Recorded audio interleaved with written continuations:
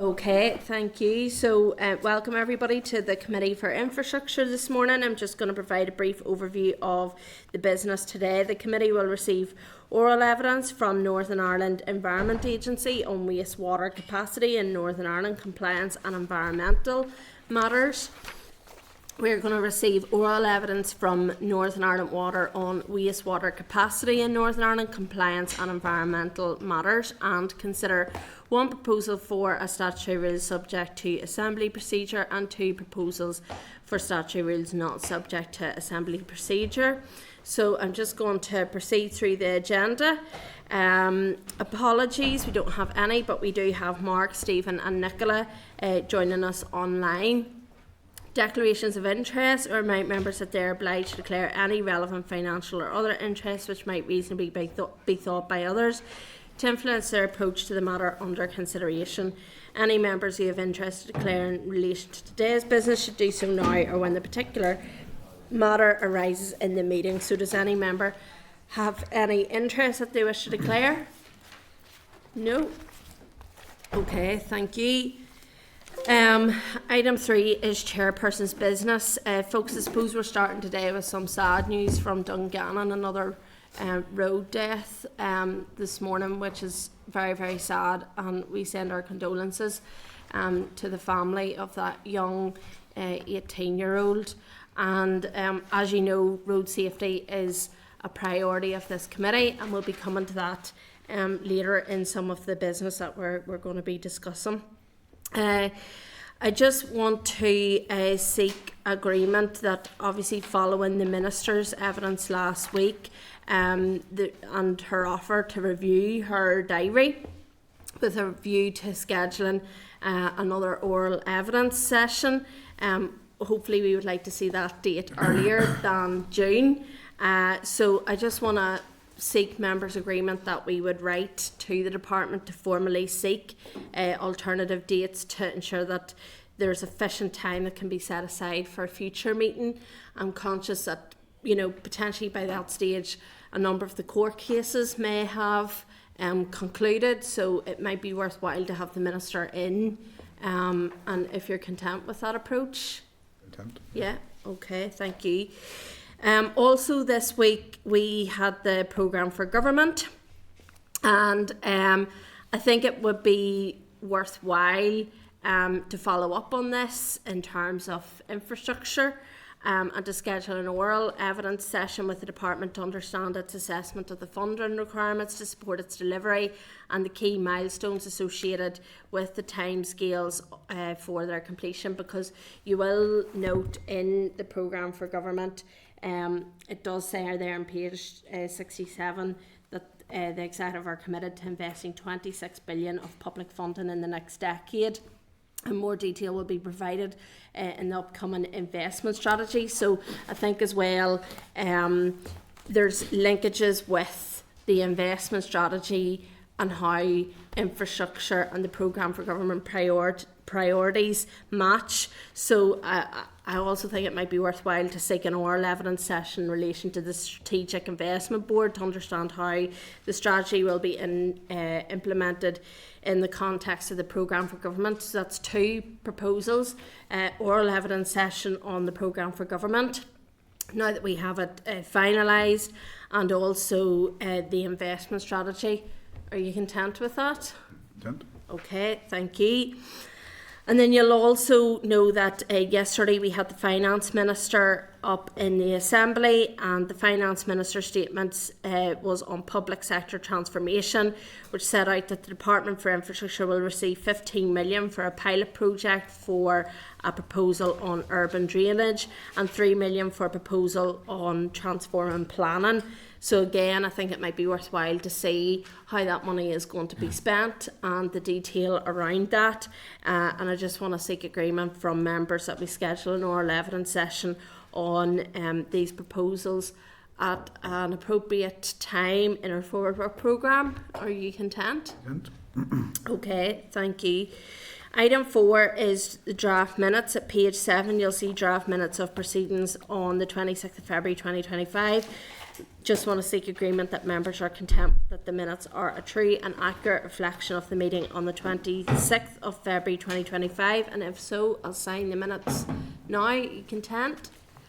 Thank you.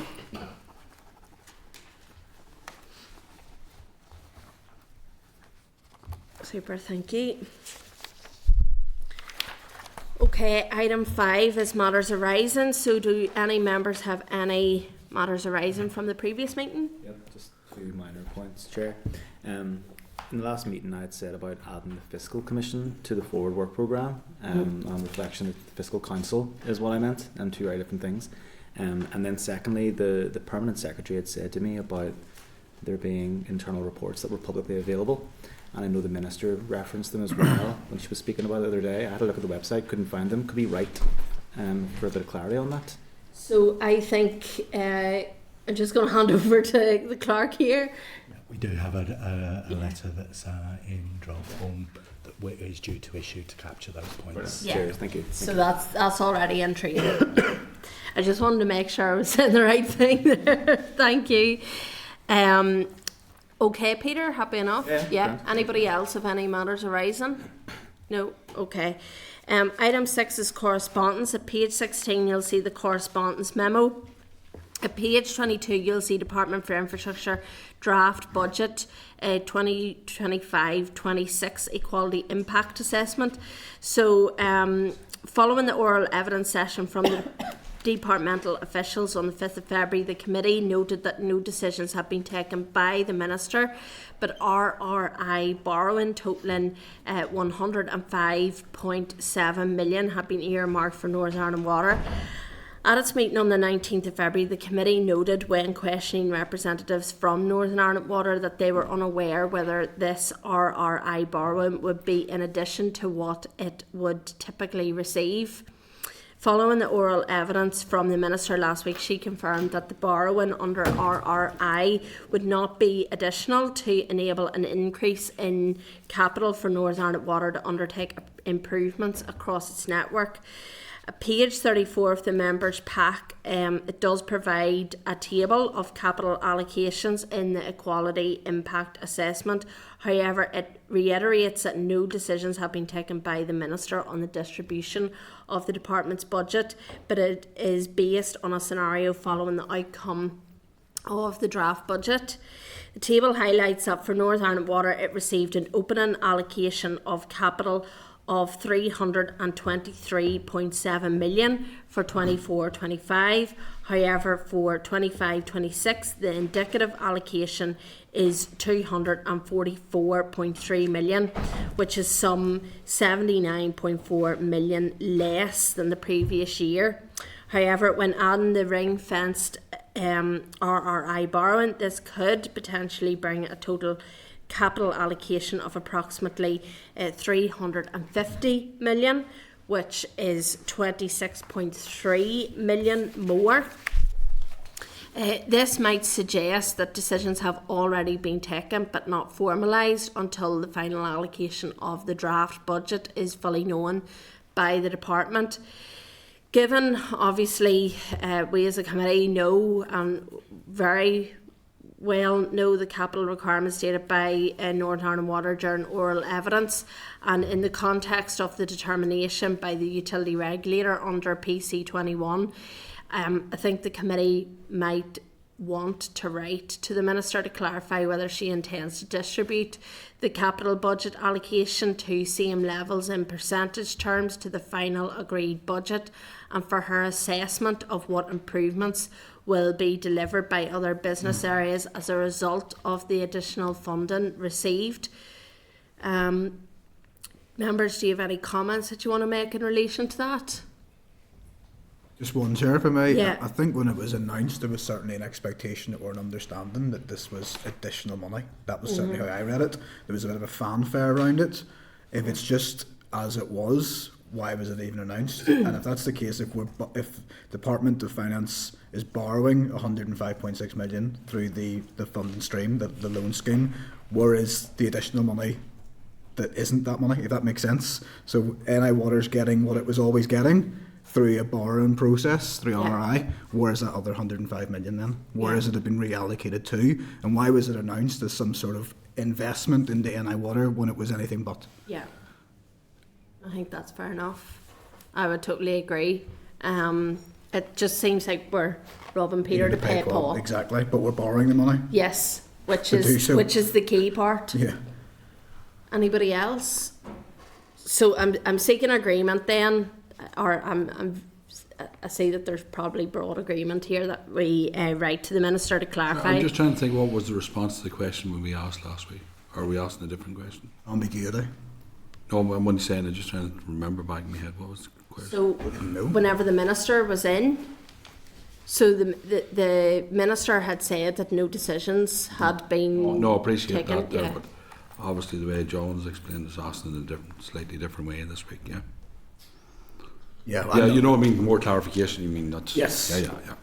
I think regardless we need clarification No, on obviously this, that's the way it's presented. because you know, we're hearing different things, Yeah, yeah. and I think it's important that we have clarity around it. And then, as you say, where is that 105 going to go elsewhere? Yes. You know, what does it mean for the overall budget? There was certainly Department. ambiguity whenever No, 100%. when NI Water were here, though, Cal, yeah, I they don't- didn't know. Yeah. No, they only Seems asked in the strange. context of the first day you raised, remember, because when you heard it first you thought it was separate, you know what I mean? Yes, That's I the think first- they did too. Oh, yeah. No, 100%, no. And, Yeah. and that's why I asked them a question about Yes. the communication Yes. between Yeah. them and the department that Yeah. day when you asked it. Yeah. But that's fair enough. Yeah. Yeah. Okay, so happy enough that we then check the distribution of capital allocation to the same levels in percentage terms to the final agreed budget, and for the Minister's assessment of what improvements will be delivered by other business areas. Content with that? I just wanted to add another bit, and you may have seen this morning there is a story in relation to TransLink and the zero emission buses, and it stated that it was the bus order is double what it was for a similar make of bus elsewhere in England. So I think we need to scope out and find out, you know, what was the spec of the TransLink buses that may have differed to cause a doubling of the order for Northern Ireland here, to find out whether that has a knock-on impact in relation to the budget as well, and on why that scenario may have occurred. I think it's important we check that out with TransLink as well. Okay, moving on. At page 96, response arising from forwarding of DFI and PSNI correspondence to the Motorcycle Action Group.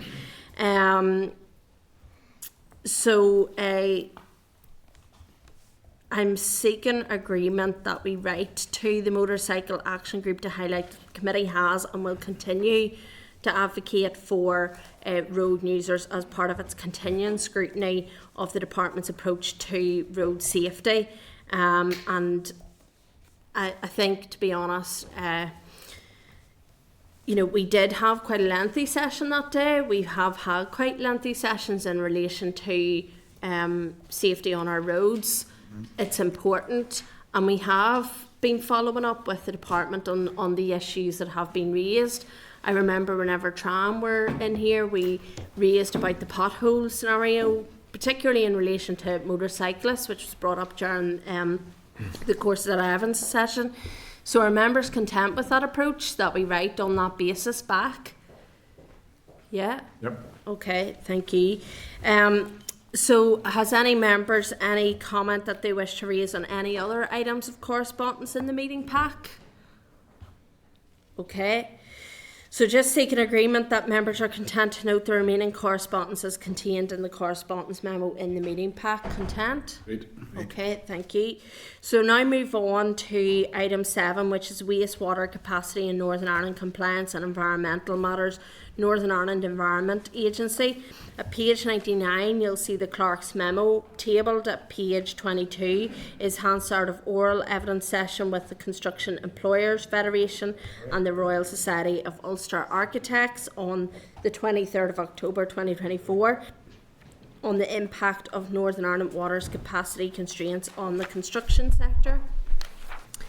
Tabled at page 41, you'll see Hansard of the oral evidence session with the Law Society on the 11th of December on regional property certificates.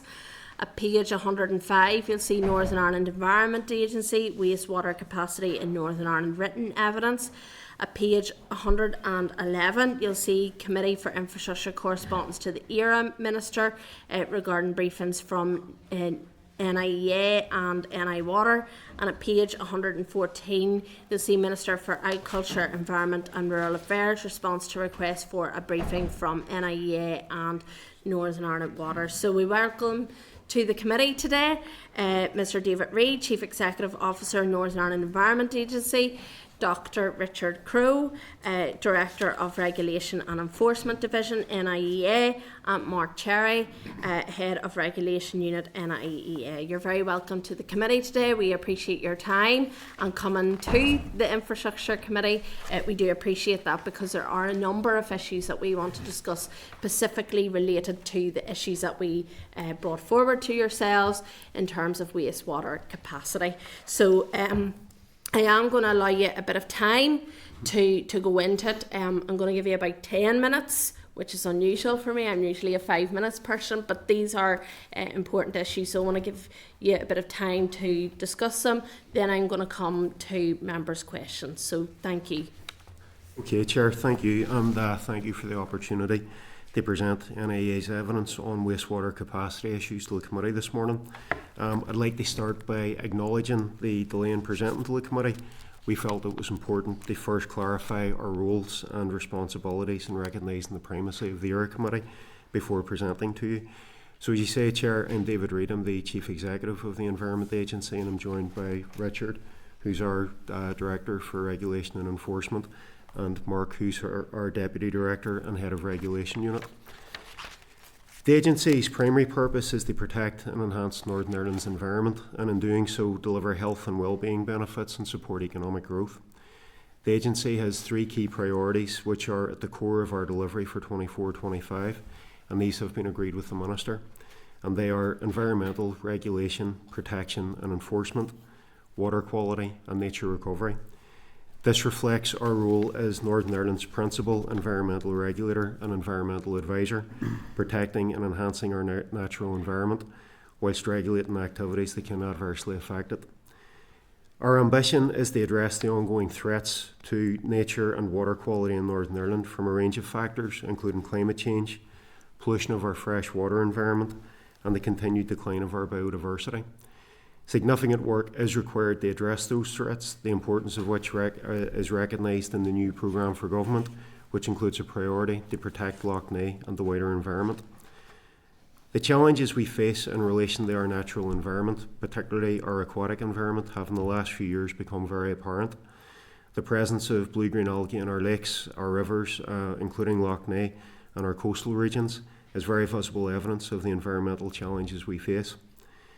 The agency has a statutory responsibility to ensure those activities which impact on the environment and are required to be authorised by the agency are effectively regulated to ensure compliance with those authorisations. Regulation and enforcement is central in how we support economic operators whilst also safeguarding our environment. And this is a principal guiding factor in our decision making and operational delivery. As the principal environmental regulator for Northern Ireland, our work with Northern Ireland Water is of the utmost importance to ensure that the environmental impacts for the provision of drinking water and treatment of wastewater are minimised. This does require enforcement when things go wrong, and we do not shy away from taking all necessary steps as set out in our enforcement policy. DAERA's enforcement policy will be applied where any water is in breach of the conditions of a discharge consent issued under the Water Order 1999 or has been the cause of a pollution incident. That said, we continue to work closely with NI Water to help it avoid causing environmental impacts in the first place. We do this through a range of working groups which we provided to you in our written briefing. One such example would be the work on environmental modelling, in which the output helps to identify the most effective interventions to reduce the impacts of wastewater discharges.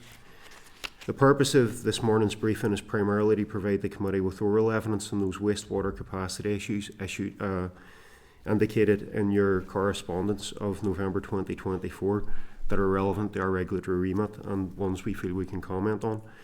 These areas are groups and the organisational structures that NIEA and NI Water sit on together and the work involved in each. The testing and recording of wastewater and pollution incidents that is carried out by the Environment Agency, our monitoring of dry spilling, and the statement of regulatory principles and intent, also known as the SORBI. I would ask the committee to note that a written briefing on the above matters was presented to the Area Committee on the 27th of February, given the responsibilities of the Area Committee and its primacy regarding NIEA responsibilities. In your correspondence of November 24, you had indicated that that you would like to discuss a range of other issues that we consider sit outside our regulatory remit. And for the purposes of clarity and completeness, those issues are solutions for areas of planning restrictions, where there is a blanket ban to new developments, areas that NIEA and NI Water are working together to provide solutions for additional capacity, engagement and thoughts on the Water Sustainable Drainage Bill, what powers or recommendations the agency has or can make in relation to NI Water's operations and barriers to compliance for NI Water, and what is needed to address this. Now, it would be inappropriate for the agency to express an opinion in relation to planning matters where the statutory decision-making powers reside elsewhere. To be clear, NIEA does have a statutory role both as a consultee and a regulator, and therefore must take care to provide comments in specific circumstances for specific projects. I've highlighted that the agency and NI Water work together in a range of groups. However, the decisions relating to additional capacity will always be for NI Water to take. And in relation to the operations of NI Water and any barriers to compliance, this again would be a matter for the strategic planning and operational delivery of NI Water, and NIEA has no role in intervening in such decisions. As you noted, Chair, I have provided the committee with a written briefing on the relevant matters for NIEA, and I'm presuming that members will have had an opportunity to read through that briefing. So if content, we would be happy to move to questions from committee members at this stage, so thank you.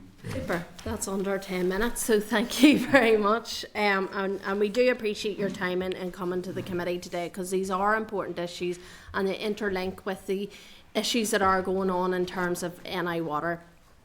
First of all, a very simple question. Obviously, you're seeing pollution incidences increase. What are the main causes for those pollution incidents to increase? I think I'll maybe kick this off in terms of some of the general information, then I'll maybe pass to Mark or Richard if you want to pick up on some of the finer detail. But our understanding in terms of pollution incidents, specifically in relation to water quality, I think roughly about a quarter is as a result of wastewater treatment from NI Water. About 10-11% or so would be as a result of septic tanks, but about 2/3 of the pollution would be from agricultural sources. Do you think that would increase if there was better monitoring of NI Water and the wastewater issues? In terms of the information that I would base those figures on, that was carried out as a result of a fairly in-depth review that was carried out by AFBI. So that wasn't picked up as a result of our monitoring of wastewater issues like that. That would have been from an independent report that was completed by AFBI. I can't remember when, it would have been a few years ago, but I can get the committee more information on that if it would help. I think in terms of our understanding of the impact of wastewater treatment and the impact that has on water quality, it would be research like that has really helped to improve our understanding in recent years. But I think in terms of flow monitoring and stuff like that, I'm not sure if Richard or Mark want to add anything. Yeah, maybe just helpful to comment on perhaps the compliance rate for NI Water. There's essentially a number of systems there. There's wastewater treatment works, and also there's the collecting systems, that's their sewage collection systems. And their wastewater treatment works are under a programme of announced sampling, where the NIA would agree a programme of fixed sampling for the year ahead. What we mean by announced, it's fixed. There's fixed dates, so the plan's known to the operator. NI Water would have a subcontractor who would come in and take those samples at fixed points throughout the year and report the compliance to us. The thing with announced sampling is, say, those dates are given ahead of the event, so it's, how I would say, it's perhaps opportunity to get your house in order before the sample's taken. So based on those results that have come through for the past for 2023, we have some figures here for compliance, if that's helpful for yourselves, just to understand. The smaller waste treatment works that cater for populations under 250, NI Water's compliance for 2024 was around 95%. I'm rounding the figures off here, and they're not exact, but around 95%. For the larger wastewater treatment works that are over 250, in terms of population equivalent, the figure again is around 94% compliance with their discharge consents. And finally, those urban wastewater treatment works that come under the urban wastewater treatment regulations, that's the very large wastewater treatment plants, again they're sitting around 96% through the announced sampling programme. You've said that they're fixed dates, so that allows, as you have said, I'm just quoting you, that allows people to get their house in order. So those statistics are quite high, but in that intervening period of time, people have been allowed to get their house in order. Do you not think it's time that we maybe start to do sampling where those dates are not known, where it is random? You're right, and under the Water Reform Programme, we are taking that piece of work forward to unannounced sampling. And we're engaging with NI Water in a programme of how to bring that forward, and we want to bring it in and what our policies and procedures would be in and around unannounced sampling, as you say, to take away that opportunity to get your house in order. But I would think it would give a better reflection in real time of how the sites are actually operating in terms of their compliance figure. Okay, so in relation to incidences under the Water Northern Ireland Order in 1999, what is considered a significant environmental impact, and what constitutes a medium or high severity incident? How are these determined, and is a material failure determined? I don't have the specific definitions with me here, other than there's the low severity, the medium severity, and the high severity. Sorry, I don't have the breakdown here, but certainly those severity ones would have those instances that are very short in duration, have actually virtually little impact or very low impact on impacting the quality of the water, but more importantly the ecology, the life in the system itself. The ones that go to high and sort of medium would have a bigger impact, and you would see impacts on the quality of the water and the ecology that's in the water. But I can provide you a rather brief on that if you want, due course. Yeah. Do you have figures at the moment in terms of the percentage of incidences that are categorised as low, medium or high at this moment in time? Yeah, so some figures here for the committee here, and these are figures for the last period 2020 to 2024. So there were actually 49 reports of pollution that were categorised as either high or medium. There was one high, and 48 of those were medium. How those were dealt with by the agency over that same period, there were 16 warning letters issued out to NI Water. There was 10 of those incidents were covered under what they call Article 7B of the Water Order, and that's really where the issue with the blockage or the spill was because of maybe interventions by the public throwing sort of nappies or disposal stuff down, which really wasn't the fault of NI Water. There's been 7 enforcements ongoing. 5 of those cases went to the PPS for prosecution, and there's a few other smaller ones there. There was no further action due to there was an emergency situation, or it was covered under the SORPE agreement. Okay, so you mentioned there about enforcement action and some of the detail in relation, well, some of the figures in terms of going to PPS. How many incidents have actually led to prosecution proceedings since 2007? I don't have the figures since 2007. They've only the total value of fines that were applied against the NI Water since 2007, okay, which is around 266,000 in terms of fines. For the period 20 to 24, that's for the instances that I covered there. There was 5 of those actually went to prosecution, and the fines ranged from £2,000 up to £5,000, with a total of 13,500 for those 5 prosecution cases. You just check, where was it, 5 or 6? 1, 2, 3, 5 I have there. That's right. Okay, just double check. Okay, sure. thank you. I want to move on to SORPE arrangements, and I just want to explore what are the particular issues with SORPE, and why does the NIA wish to withdraw from SORPE? I think in relation to SORPE, like in 2007 when SORPE was established, it took account of the need for new investment in NI Water's wastewater infrastructure. and at the time it would have provided clarity on our compliance and enforcement approach, whilst also making sure that necessary infrastructure improvements were made. But that was 18 years ago. It's an administrative arrangement in which there was never an obligation to continue with it indefinitely, and withdrawal from the SORP is something that is allowed within the document or provided for within the document. Now, it's really important to note that the regulatory landscape has changed significantly over the past 18 years.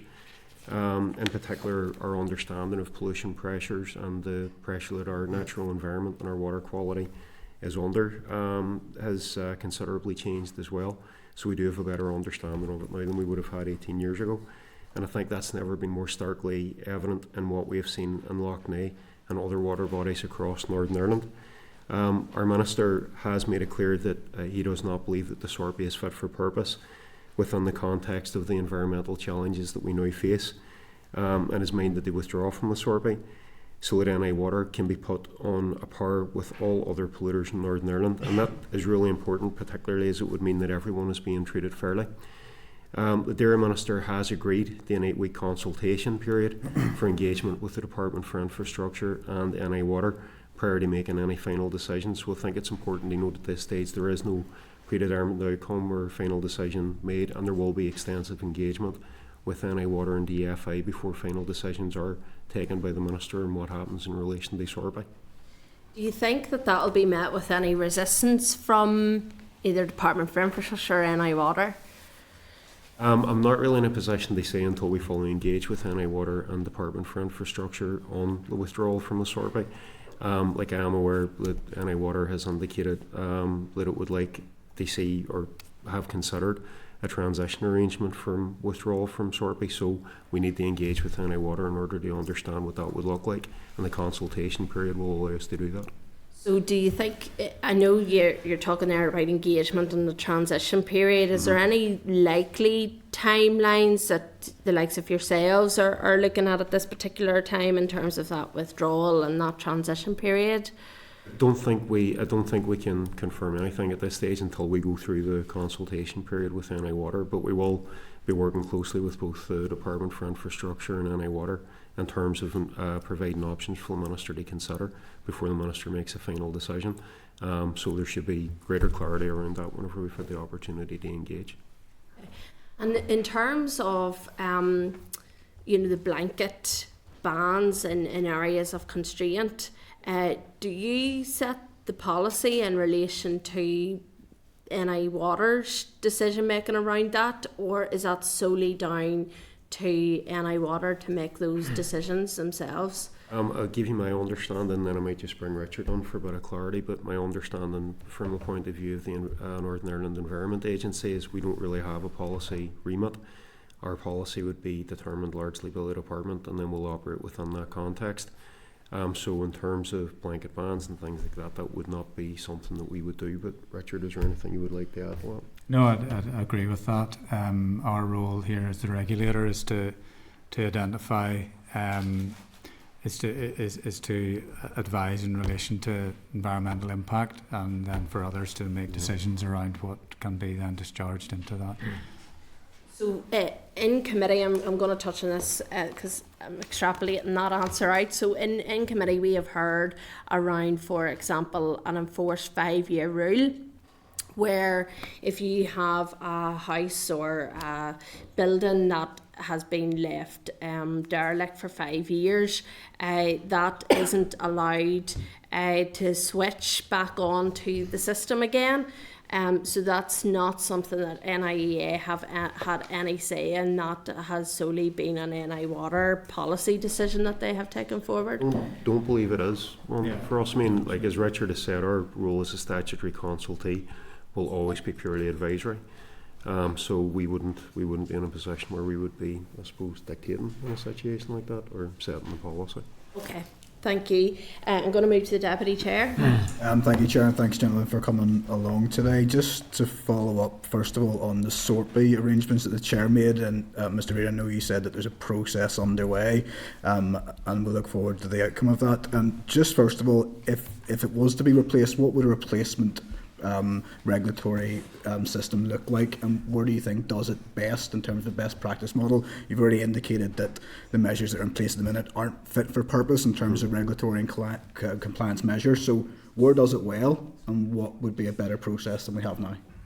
I think firstly in terms of what will replace the SORP, I mean at this stage we haven't presented options to the Minister. We're not able to do that until we fully engage with NI Water and You know the it's FA. not working. But in terms of what would replace it, I suppose our starting point would be to ensure that something is in place that is fair and consistent for everyone that we regulate. And at the minute within the department we have the DERA enforcement policy.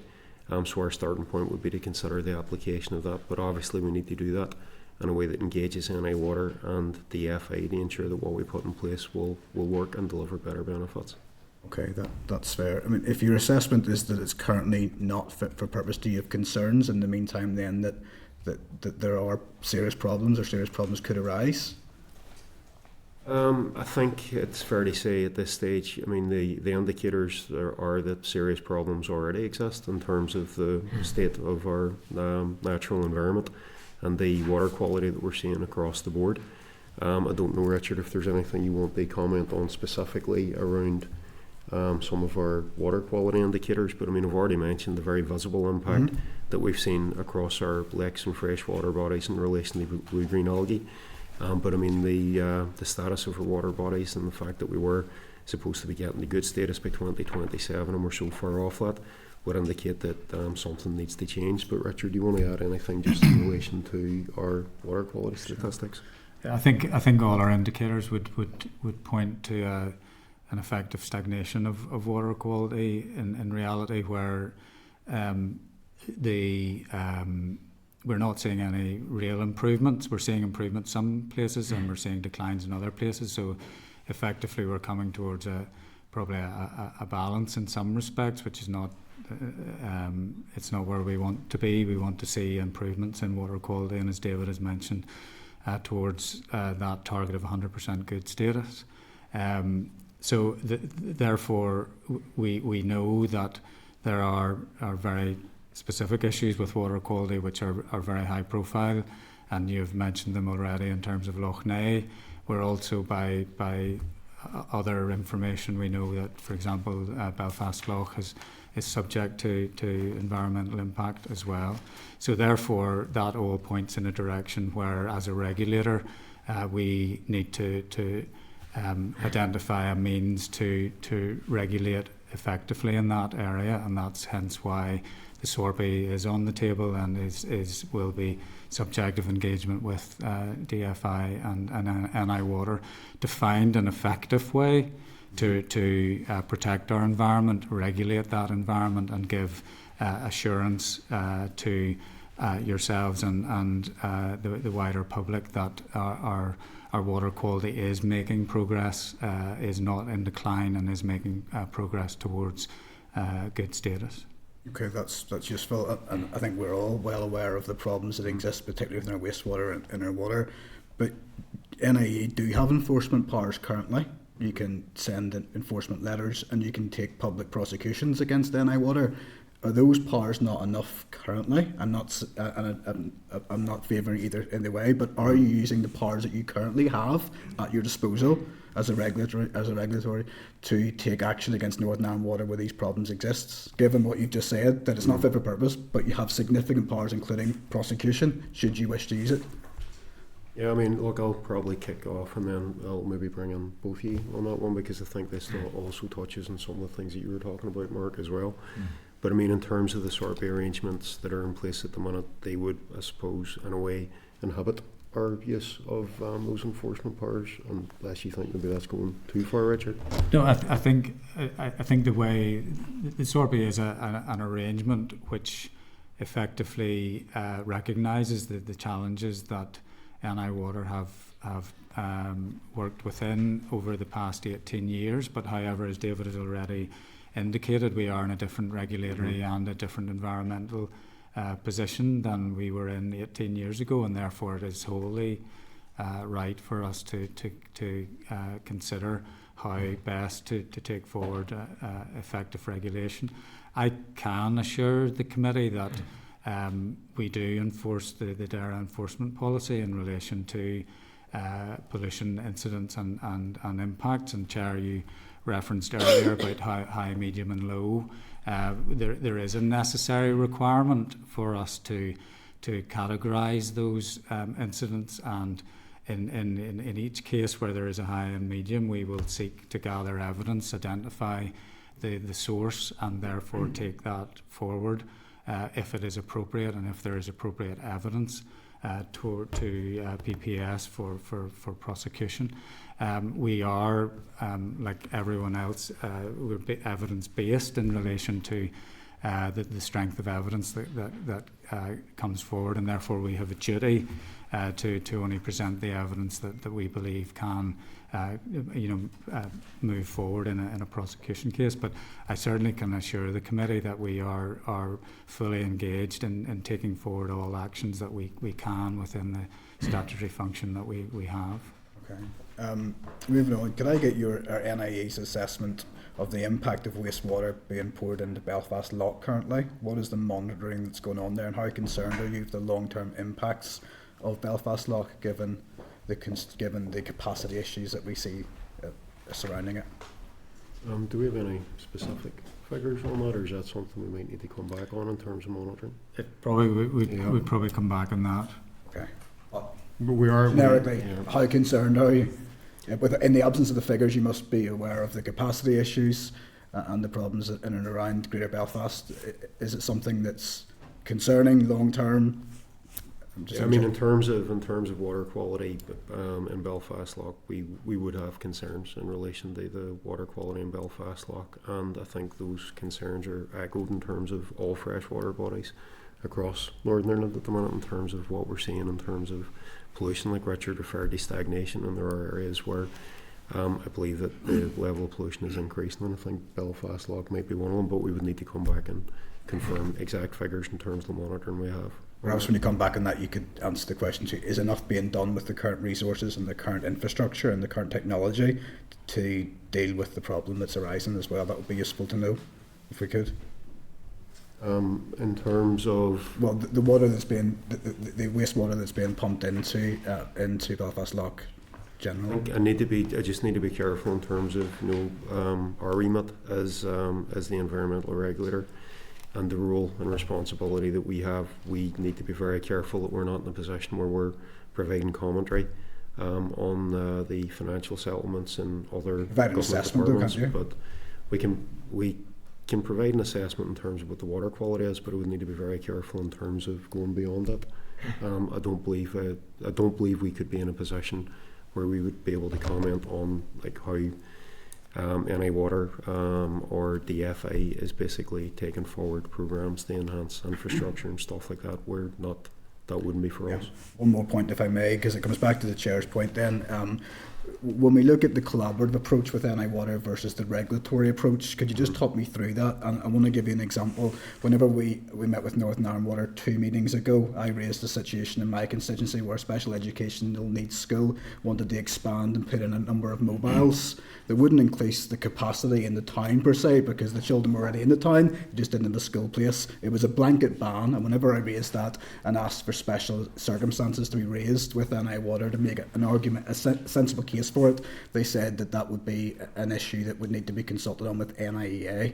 From what I've heard from you, Mr. Reid, that's not the case, because you don't set policy and you don't comment on individual cases. So is that a misunderstanding of the process, and could NI Water have approved that themselves in terms of the blanket ban, or where would you sit within that? I mean, I know we would be consulted, and we would provide advice as a statutory consultee. It's difficult without knowing or understanding the specific Would that, just to get clarity, in an area of blanket ban where Larne, for example, there's no development at all allowed now, it's a blanket ban, but would that just be an automatic response from NIA to say, no, there's a blanket ban, I don't care what it is, or on a case-by-case basis, or a strong argument can be made, would you look at it in the round? Yeah, maybe you want me to comment on that? Yes. On a case-by-case basis, certainly the agency would consider what solutions are being proposed for that site, but our primary position will be, does it protect the environment, does it meet the environmental standards for its discharge? The capacity issues would be a matter for NI Water, but we're happy, yes, to engage with NI Water on particular sites. And we do have a working group on our private sewage level where we would work with NI Water on those particular issues, but our input there would just be solely to ensure that whatever effluent or whatever system is being put in place, that the ultimate aim is the protection of the environment and it meets particular discharge standards, but we do engage with NI Water on those. Okay, I could go on, Chair, but I'm conscious of time. Thank you very much. Just to pick up on that point before I come to Keith, in terms of blanket ban in those scenarios, because that comes up for all of us sitting around this table quite a lot, does it actually get to NIEA as a statutory consultee in that situation? Do you even have a chance to comment on that? I'm not aware that we've had a chance to comment on whatever particular blanket bans you're referring to, but we need to check that. Okay. Keith? Okay, thanks, gentlemen, for coming along. Appreciate the information. I want to start off with the Loch Ness figures. I may be wrong, a few percentage here. They're talking about agriculture being 62%, if you recall, 24 NI Water, 12% septic tanks. So appreciate the agriculture and NI Water, but I'm going to talk septic tanks first of all. Are you the only organisation directly responsible for control of septic tanks? We permit septic tanks, yes, we would be responsible for the regulation, ensure those septic tanks comply with it. So there's nobody else between the septic tank 12%, and I'm going to disagree with those figures in a minute, and controlling them. So what are you doing about the 12% that you have control over? Under the Loch Ness Action Plan, we try to bring in additional staffing to map those septic tank holders out around Loch Ness and introduce a programme of inspections in and around that, but that's work that's ongoing and as part of the addressing the Loch Ness. So when do you see that 12% of the issue going to zero? I couldn't say when, but that would be the case. Obviously, all of those septic tanks, I'm not sure the numbers are, they would all have to be inspected, but there's quite a... Have you what word will I put this? The 62, 24 and 12, how accurate is that? Maybe if I'll pick up on that. So that was some work that was carried out by AFBI in relation to modelling, and it relates very specifically. So it's only modelled. to only phosphorus. Modelled. It's only modelled. It's modelled work. Okay. Yeah. And I think that's been clear in the work that's gone on through the Loch Ness report. I know that there is ongoing work in that area in relation to identifying further refinement of those figures as well.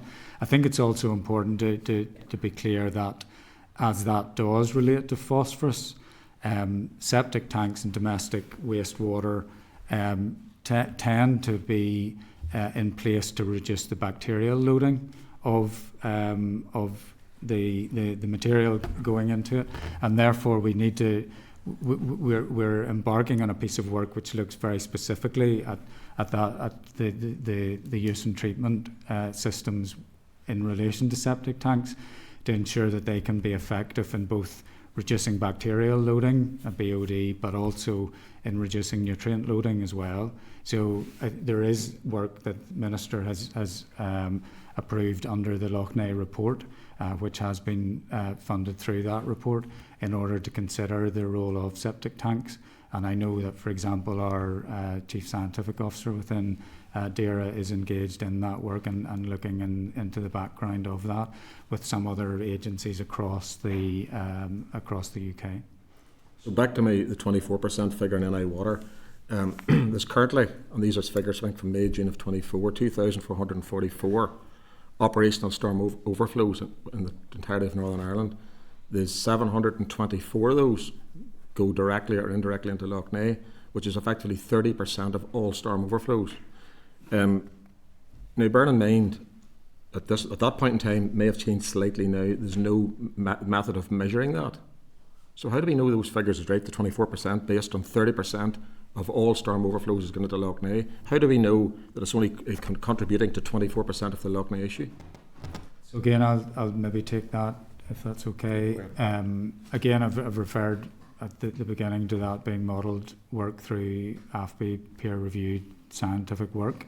So therefore, it's not a question that I can really answer in relation to the way that work was peer reviewed and scientifically verified, but it's work that we have clearly relied on in relation to giving a gauge towards what the different sources of that particularly phosphorus pollution would be.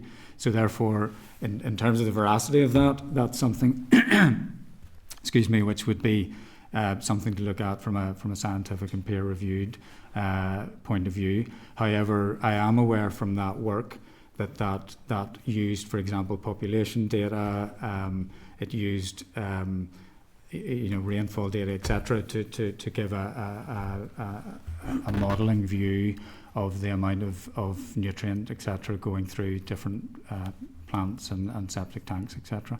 But again, I would refer back to the scientific rigour with that question. Okay, thank you. I'm going to move on to a different question. If you see, I'm looking at your page 110, Annex 1, the different groups NIA and NI Water sit on. So Output Review Group, ORG Regulation Group, Wastewater Compliance Group, all these different groups, okay?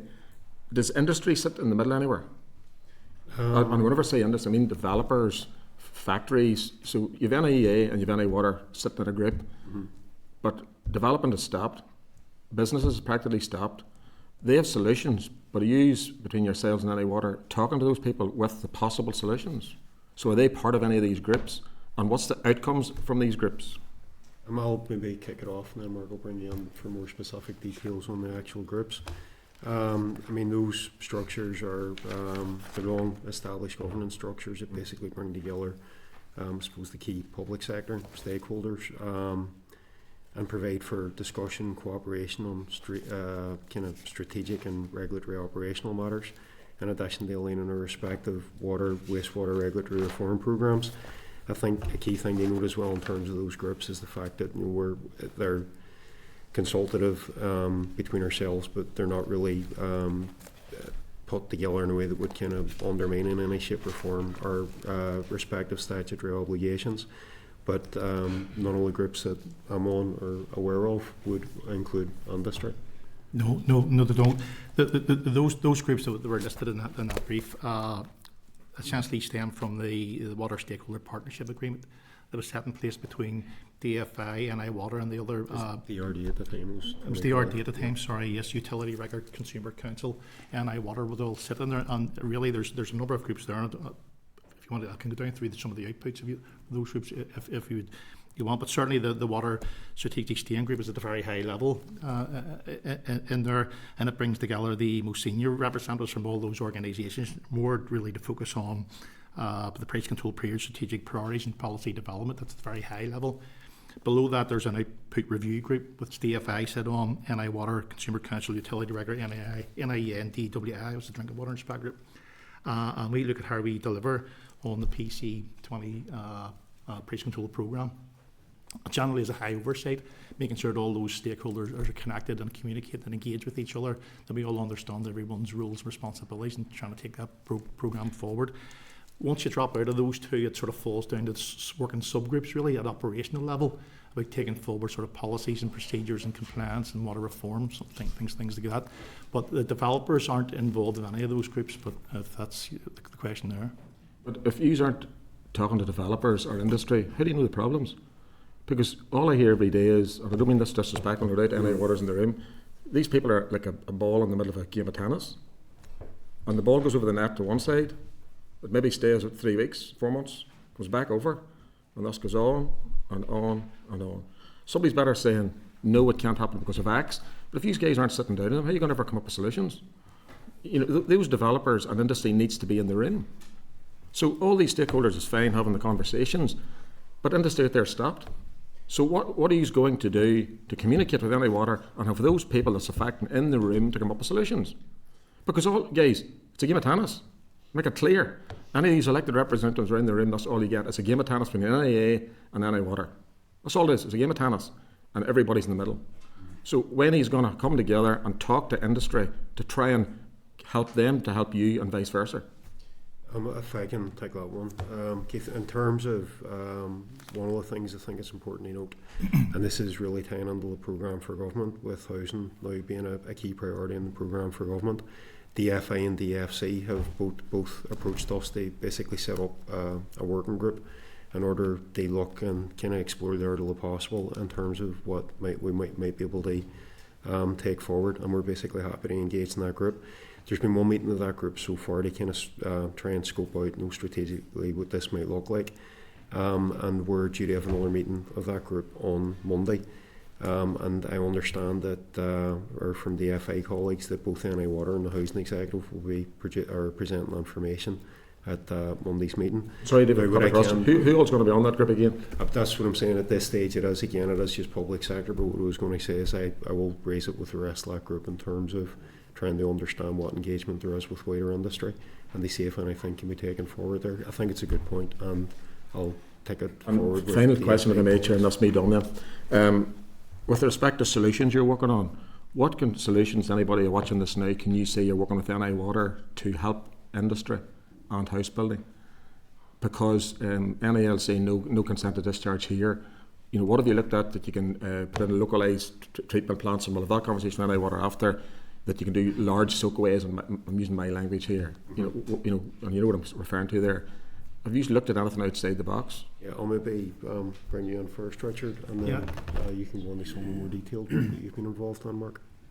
Yeah, we do, and Mark's referred to some of the different groups that we sit on, and we do engage positively in that in relation to, for example, environmental modelling, to identify what, to identify from our role where the impacts are greatest in relation to the receiving environment, and where therefore that the best place to try and intervene in those and reduce the impacts that are happening.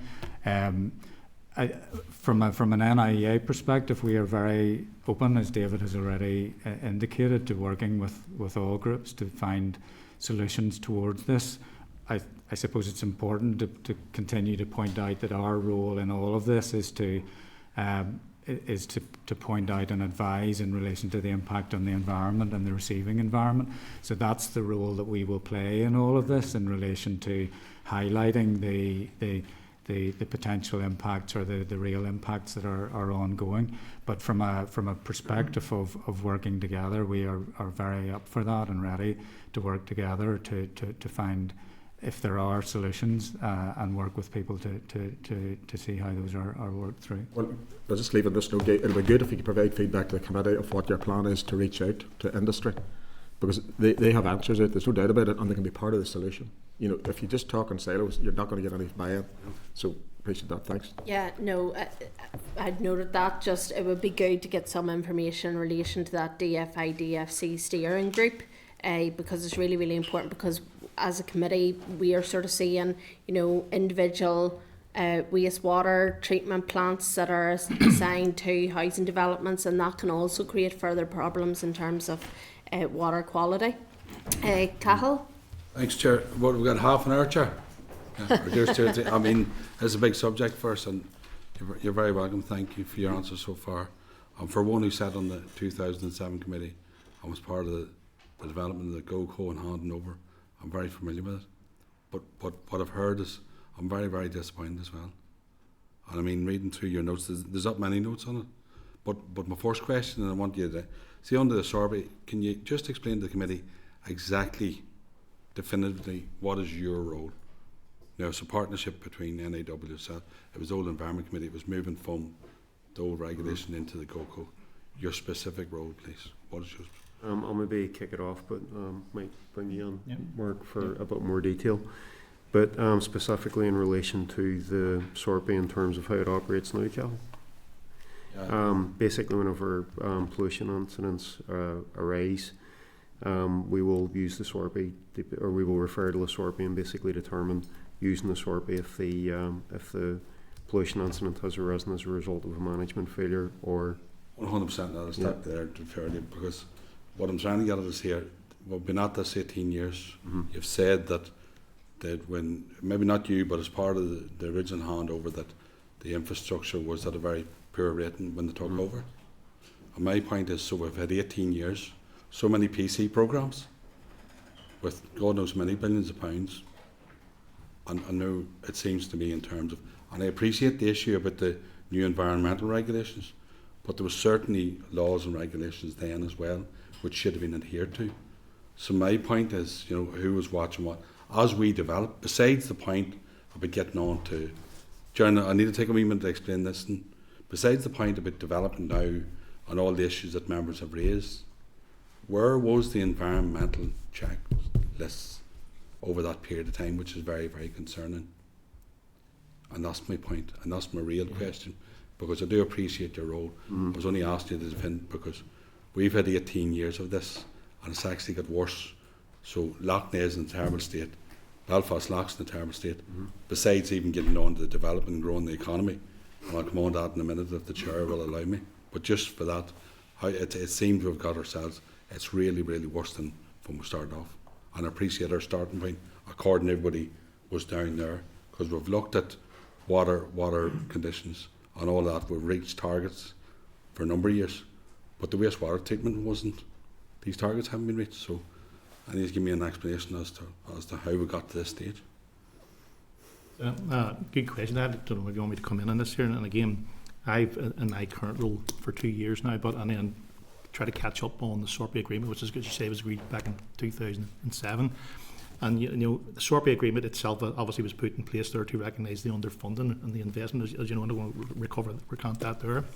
But it's how you take that forward and recognising that what enforcement you want to take against the ANI Water. And there was that piece in there where assets that had been properly funded but failed through management failure, but would be taken through prosecution.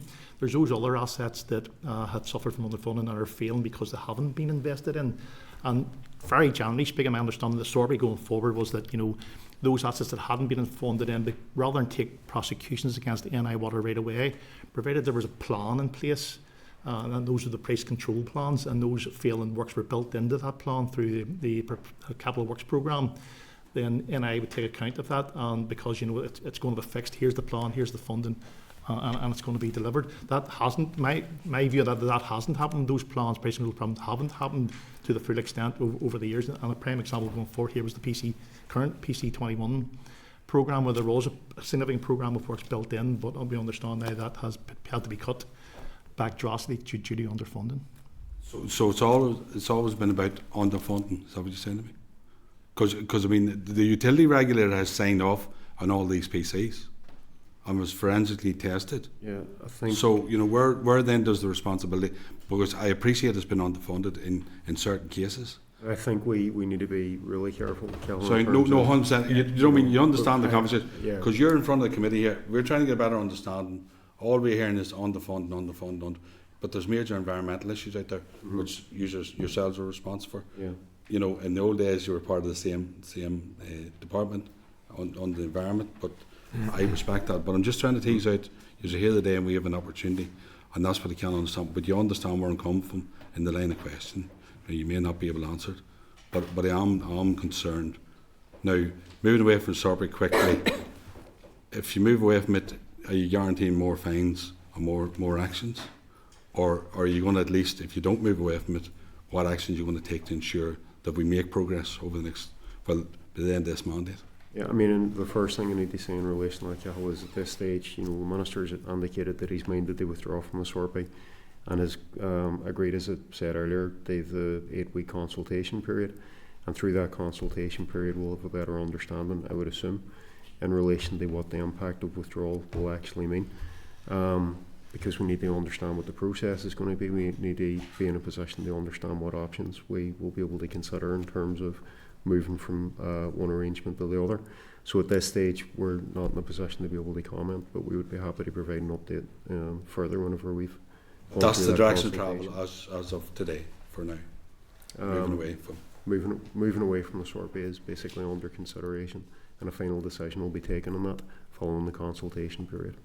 Okay, I've taken up most of it. Just one quick question, obviously maybe through the working group, but your conversation with DFC and DFA, I mean, does that filter back through the working group in terms of the communications in relation to what the previous speaker was talking about, you know, development in general? Because the department, you know, playing your role in saying that DFA and DFC, because DFC is crying out for social housing and everything else. So is all those conversations taking place in the working group itself, or how is that formulated back between the two, between DFI and DFC? I mean, at this stage, it has literally just been settled, and the second meeting of that working group is on Monday. So at this stage, I don't really have an awful lot of detail in terms of what's going to happen next. The remit for the group at this stage is probably, it's worth saying, it needs to be refined a bit, and we should be able to get into a better position with that on Monday. And then taking Keith's points on board in relation to the wider engagement that can raise those issues with the FA and the EFC. And appreciate you can't talk about the funding issue, but Yep. trust me, we've had a number of PC programs, and we've invested a lot of money, and the people have responsibility. I'm very, very concerned that we haven't made progress. But Chair, thanks very much for your time. Yeah. Thank you, Peter. Thank you, Chair. And just a minor point first for Mark, based on what you said at the start, Mark. The unannounced sampling, I think, would be really important to have that. You mentioned that it's being looked at currently. Is there a time scale for when that might be introduced? Don't have a definitive time scale here for you today. I know we're just working with NIWAR and have been for a year or so now, and trying to bring that forward as quickly as possible. It's just not a matter of flicking a switch and you just switch over to unannounced sampling. There's a lot of logistics behind it, but we are working as quickly as possible along with that.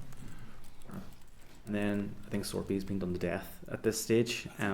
But who signed off on SORPI back in 2007, and then who decided since then not to change it, even though it was a temporary measure?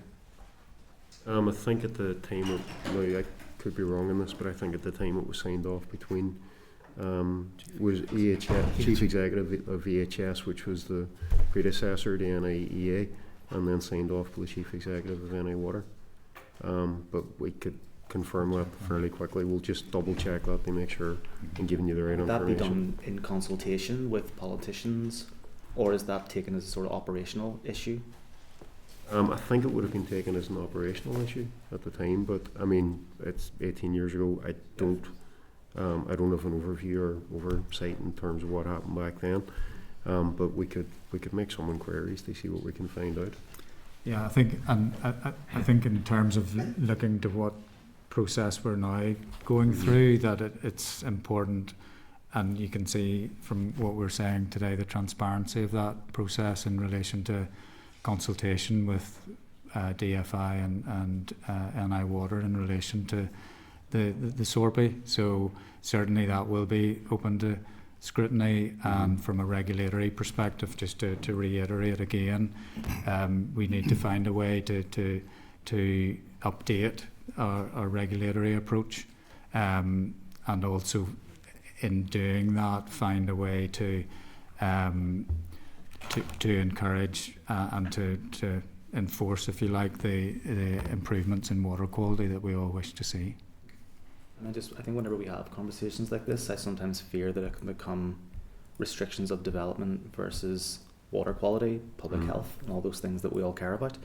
Does the NIA have any role in how Northern Ireland Water manages water in any way? In terms of operational delivery, that would be entirely for Northern Ireland Water. In terms of how it runs its operations, manages its budgets, deploys its resources, that would all be for Northern Ireland Water. Our role as environmental regulator is primarily in relation to the environmental impact of those activities, how they're consented, and basically how they're regulated thereafter. But we would not want to be in a position where we would be effectively telling NIWater how to do its business. Okay, thank you, Andrew. Thank you, Chair, and thank you, Jonathan, for coming in. I think a colleague here put the scud on me about saying SORPI, because I was going to go back to SORPI, so it was, to be quite true. I think it's quite telling in the sort of evidence you've given so far about just your want and your desire to sort of remove from it as it doesn't really appear to be working.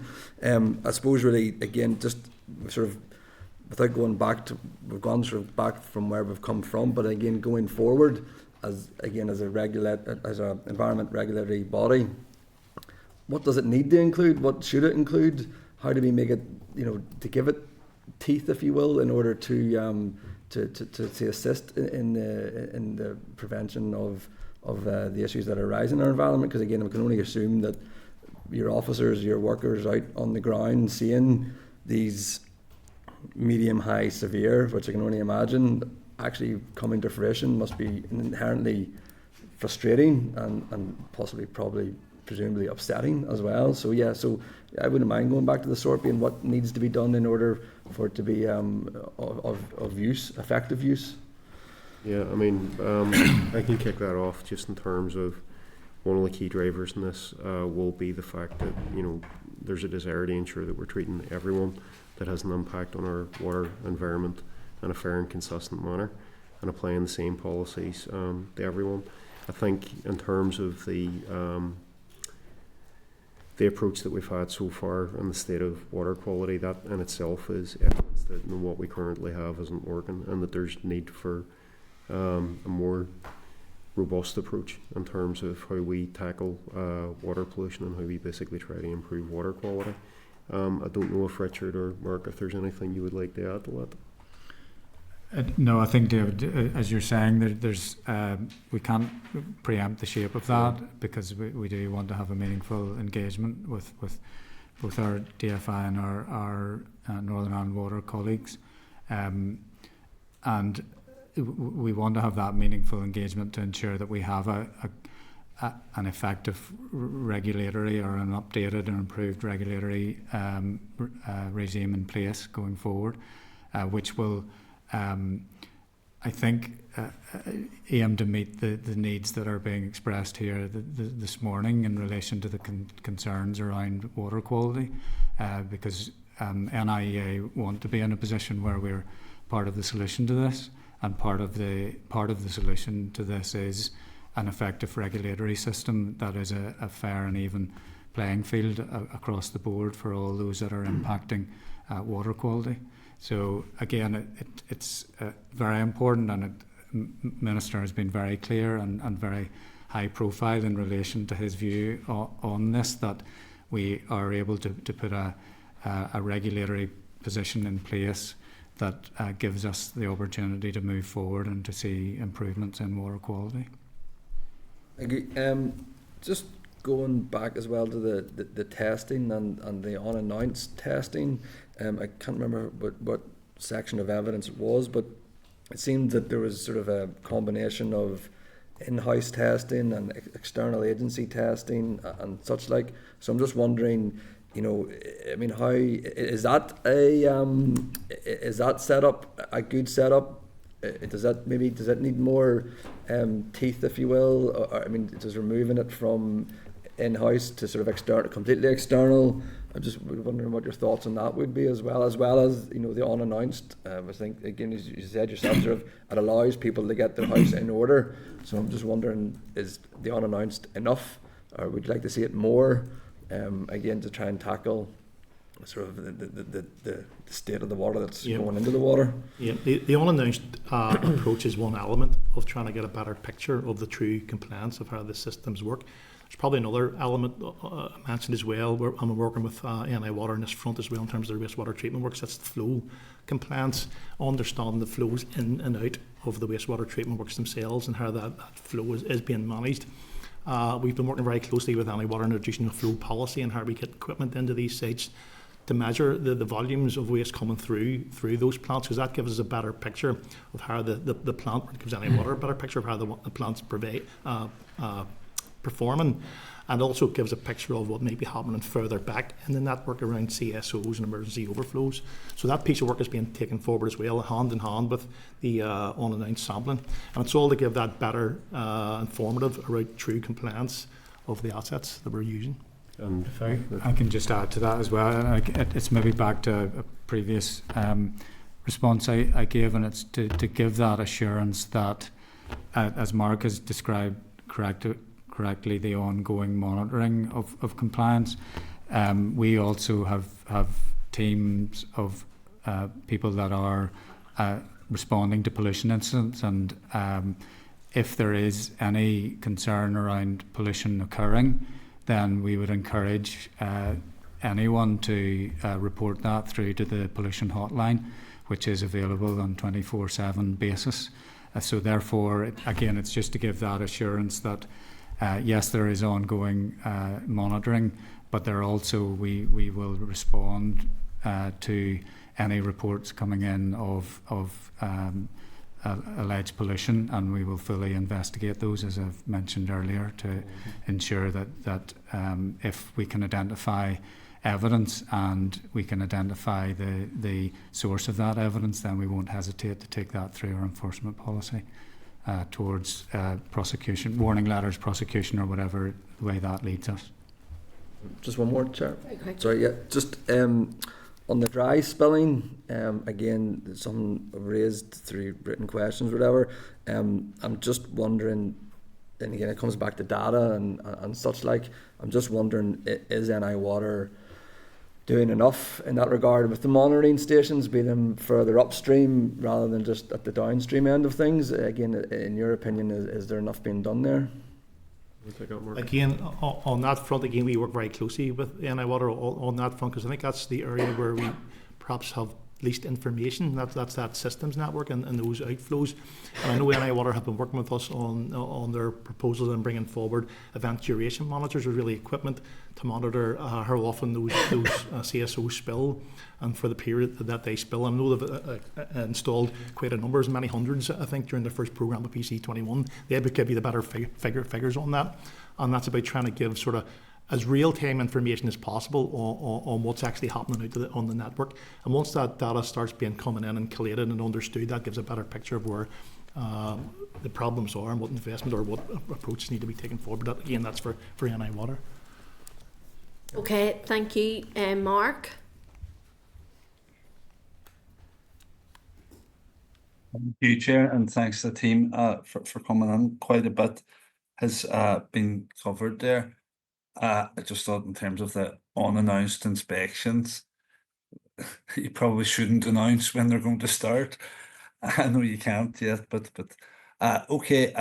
Trying to think, it was like bingo there as you were picking off points, and your answers have kind of merged in with my questions. However, I was going to go to the Northern Ireland Audit Office report that identified the major problem of flow compliance, where raw sewage is getting discharged into water bodies.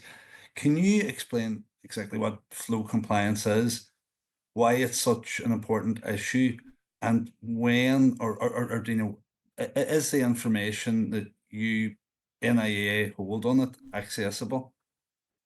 Okay. I can just cover I think it just briefly was covering again there about flow compliance, and that's about understanding the flows of sewage into the treatment plant itself, and also the flows out of the treatment, because all these treatment works are set to a certain capacity, and it's about understanding that capacity. And hypothetically, if capacity was 1 and it's operating at 1.2, you know that there's a problem back in the system. There's too much coming into the plant. So those flow compliance pieces of equipment have to be fitted, and that data has to be collected and reported in to the agency, and that will give us a better understanding of how that asset is performing. So is that the electronic data monitors? Sorry, what was that, Mark? Is that electronic data monitors? Yes, there's different types of flow monitors. I don't have the spec, and there's many different forms, but it's essentially a piece of electronic equipment that monitors the flow. And I will probably give you the better steer and the technical equipment that's available to carry out that function. But can you insist that they are put into treatment plants? Yeah, it can be. It will be part of already is part of their consent conditions that the flow should be monitored, and that's why we're working with NI Water to try and take that ensure that consent condition is complied with. It should be or must be? Well, it's a must be, Mark. If it's consent conditions, a must. Okay. No, you can understand it. I'm sure that it's not to do with you guys. I know Peter had asked there about Sorby and its origins, and you know how they've been signed off, and how it's been allowed to go this far. I suppose, I think just from my own time in DOE, if I recall at that time, being questioned and then asking questions around how it could be removed, or how the transition starts to get out of those arrangements that were never meant to be permanent, that it would have required, or did require, executive sign-off at that time due to the cross-cutting nature of it. And there wasn't an appetite there, particularly from DRD end at that time, who had responsibility for Northern Ireland Water. to even go there. But you can understand, I suppose, and you're kind of caught in the middle here with Sorbet, but how it can be construed that yous are effectively helping or letting NI Water get away with it. If I'll just respond to that. So I think, and Mark had maybe covered this earlier, I think there have been successive PC periods where plans have been put in place in order to develop the wastewater, the work going on in wastewater, and therefore, again, I can't sort of recount history from my own perspective, but I suppose at each stage of that, a plan was in place in order to see the improvement happening. I think where we've got to now is that we are in a current PC period, but we see that the environmental position and the regulatory position has become very clear, has become much clearer, and therefore Minister has indicated very clearly that he wishes to see a change, I'll put it mildly, in the Sorbet arrangement. So I think certainly what we're doing is concentrating on how that transition can be made in a way which works, principally because of our role for the environment, but also works in a way that can work for NI Water DFI as well, because we need some sort of practical way forward in dealing with this.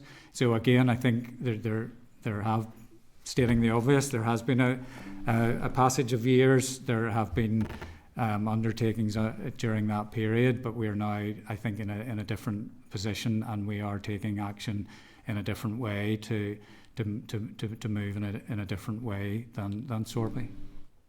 And will you be finally just adequately resourced to do so? If Sorbet were to be done away with next week, would there obviously be a bigger resource demand on NIEA? At this stage, I mean, difficult to say if there will be a bigger resource demand on NIEA. We are pretty stretched for resources at the minute, Mark, to be fair. But I mean, I suppose the starting point in terms of understanding that we respond to every pollution incident and we take action based on, you know, the kind of the information that we have available, whether or not we're applying the DERA enforcement policy, what the implications of Sorbet are. So I don't see the number of pollution incidents changing. So they'll still be investigated. So Richard, I don't know if there's anything you want to add. Yeah, just to add to that, in all of our regulatory approach, and we are regulating across different industries and sectors, we always highlight that it will be for that industry, that business, to demonstrate their compliance to us as well. So the onus will continue to be on the business that is making the impact in order to demonstrate that they're in compliance, and we will, again, in our consideration of Sorbet, work with NI Water and DFI to work through how that compliance will be demonstrated. Okay, thanks, man. Thank you, Mark. I don't have anybody else indicating that. Oh, Nicola. Thanks, Chair. Sorry, I have no hand raise function on this Zoom. After all these years, still can't use it properly. But thank you, and thank you, folks, for your update there. I just have a couple of quick questions. Obviously, because of the wastewater infrastructure, there's huge pressure on building houses, and lots of private developers are coming up with their own kind of wastewater solutions and like incorporating that into their development. I just wonder what role you have within the Environment Agency to actually inspect private developers' wastewater infrastructure. What role do you play in that, or do you inspect it? Yeah, I'll maybe bring you in, Mark, just if you can explain our involvement in the process around consent first, and then. For any private water sewage, if it's consented by the NI, we will have to obviously make sure that asset complies with the parameters of its discharge consent. So we would go out and inspect or take water samples for those private sewage plants to make sure they're compliant. Okay, and have you had any engagement with the likes of GFC or DFI or with those two departments, I suppose? to try to progress that their kind of function further, to develop that a bit, like so that private developers can actually have a way of improving their wastewater infrastructure so that we can get more houses built. Do you see a role for yourself there? Our advice and guidance is out on the DARE website in terms of a plan for such consents for private sewage networks. If a developer wants to apply for a private sewage consent for a private sewage plant, our first protocol is to say, look, have you gone to NI Water to seek adoption of that? Now that's the most sustainable way forward. If they have done that, the NI Water will usually do a pre-development assessment or a pre-development query form where NI Water would give an indication to the developer whether or not they can connect to the network, and they also do a wastewater impact assessment. That's NI Water and the developer. It could come down to the proposal that they can't get a direct connection to the NI Water network, and they might have to have other solutions put in place, for instance a pumping station perhaps to pump the sewage up into the network, or else they could have a private sewage treatment plant itself on site. Either one of those pumping stations or the private sewage treatment plant will require a discharge consent from ourselves while it's operational. We generally don't consent those unless NI Water have a Article 161 adoption agreement in place along with a bond that supports that, so that we have assurance that that asset in the longer term will be sustainable. All right, thank you for that. I just have one more question. I know everyone has kind of mentioned Sorby already, but I just want to ask, in your opinion, is this a good timing to step away from Sorby, given the funding pressures that DFI are under and the whole executive are under? And if we remove the Environment Agency from Sorby, it'll result more likely in more fines for NI Water, and it'll come out of their already tight budget. So is it counterproductive to do that there now? I think in terms of the decision, they basically consider walking away from Sorby or removing the Environment Agency from Sorby. That's been driven primarily by the environmental factors and environmental consideration that we're seeing, particularly in relation to water quality. In terms of any financial impact that removal could have in relation to the NI Water, at this stage we're not in a position to say until we've kind of gone through the process of engagement with NI Water and the EFI. And that'll be considered as part of that process. But I mean, in terms of broader questions around funding for NI Water, again, that isn't something that can really drive our decision making. Our decision making absolutely has to be driven by the broader environmental considerations. But an initial kind of conversations or thoughts, and it would be that it would be more expensive, obviously, for NI Water and put more pressure on their already stretched budget. Would that be fair to say? At this stage, Michael, I really can't say because of no figures that I could base any comment on that on. So that's fair enough. Oh, that's fair enough, David. Thank you, Chair. Okay, thank you. There's just a couple of things I want to just follow up on, just to end. In terms of enforcement, what's the maximum fine that can be levied? Currently, I think on the water order, it's £20,000, and that will always be for the courts to decide. But I think is there worth mentioning? Yeah, on summary conviction under the water order, it's 3 months imprisoned or and/or a £20,000 fine. Yep. And on conviction on indictment, it's a 2-year imprisonment term and a fine, of which the limit's not specified. And that's been in place since 1999. Yep. Yeah. Do you think that's sufficient in this day and age, considering that we're looking at multi-million-pound companies?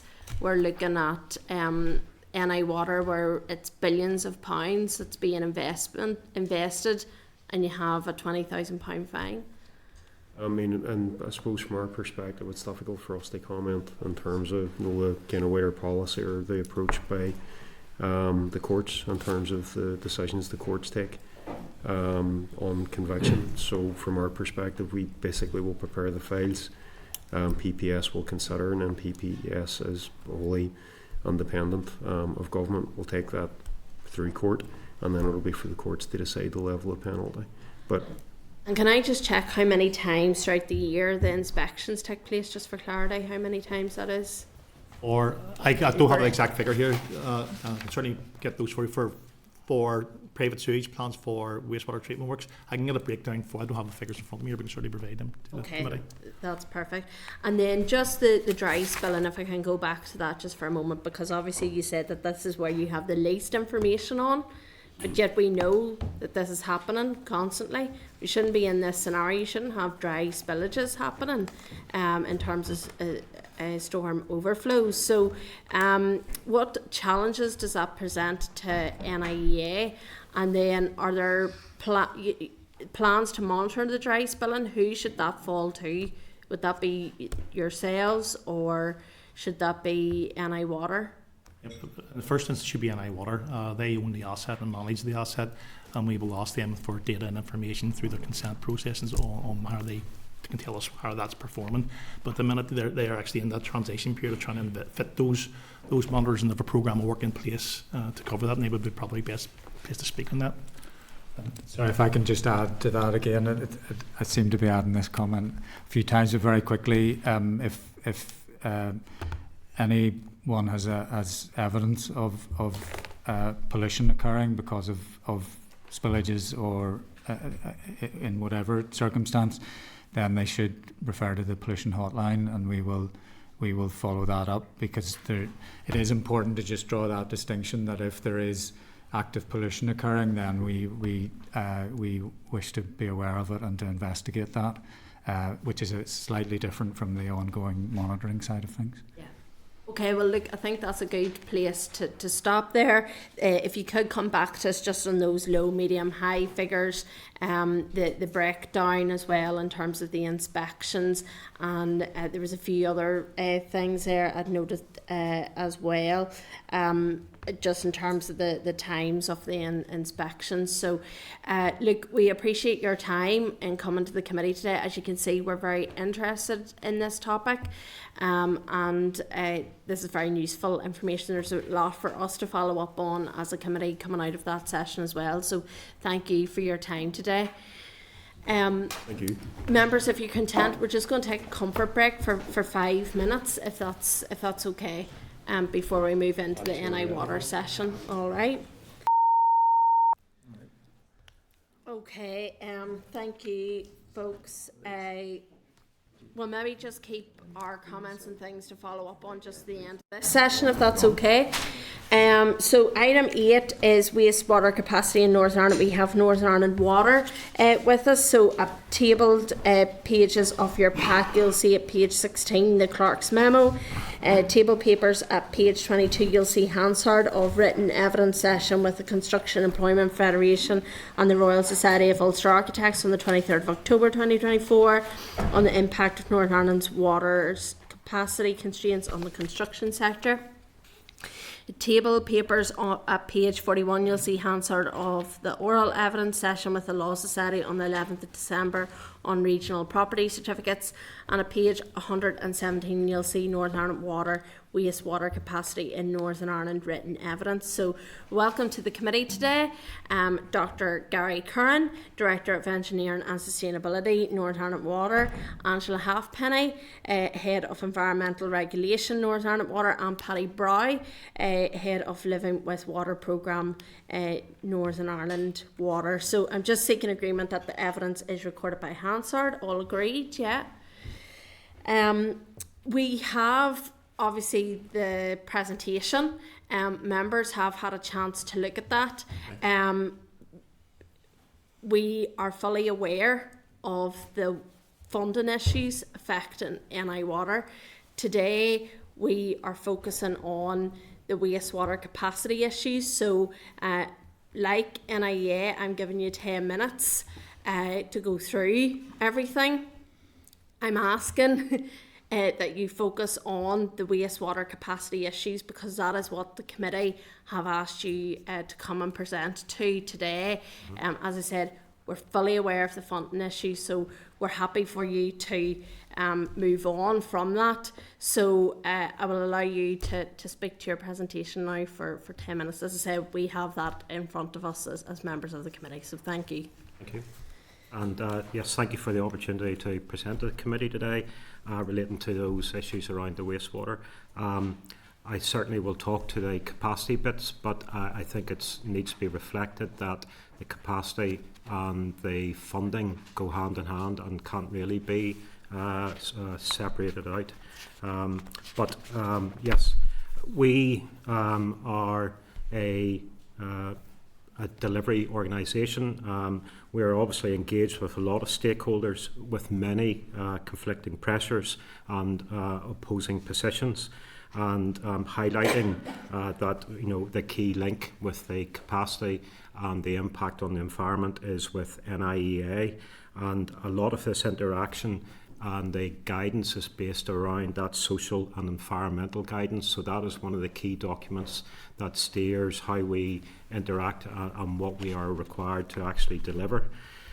Because we're talking about the compliance and looking at the sort of the wastewater assets that we have, obviously, we treat over 360 million litres of wastewater per day. And we do that through over 1,000 wastewater treatment works, and that's probably a reflection of our rural geography.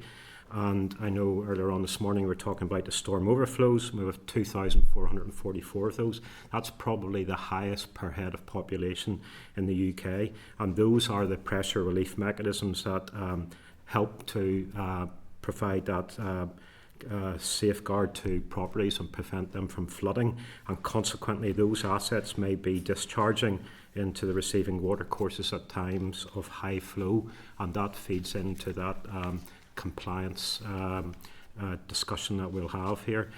There is a legacy of chronic generational underinvestment. This isn't something that's just happened recently. Development has continued and used up any sort of surplus capacity that may be available in a lot of areas. And that's linked to the insufficient biological or hydraulic capacity at our treatment works and in our networks. The fundamental reason for constraints on development is NI Water's requirement to protect the environment from future generation. This isn't Northern Ireland Water saying it's constrained because simply our pipe isn't big enough. This is to protect the environment. We are custodians of the environment, but we do find ourselves very much in the middle of development versus compliance. If we continue to connect above overloaded storm overflows or failing works, the more sewage that will be spilled to the environment as a consequence of that, the worse the water quality will come on our rivers, lochs and seas. What are we doing, I suppose, is one of the questions to try and mitigate the impact of the constraints whilst trying to balance that environmental pressures. We are maximising our infrastructure wherever possible.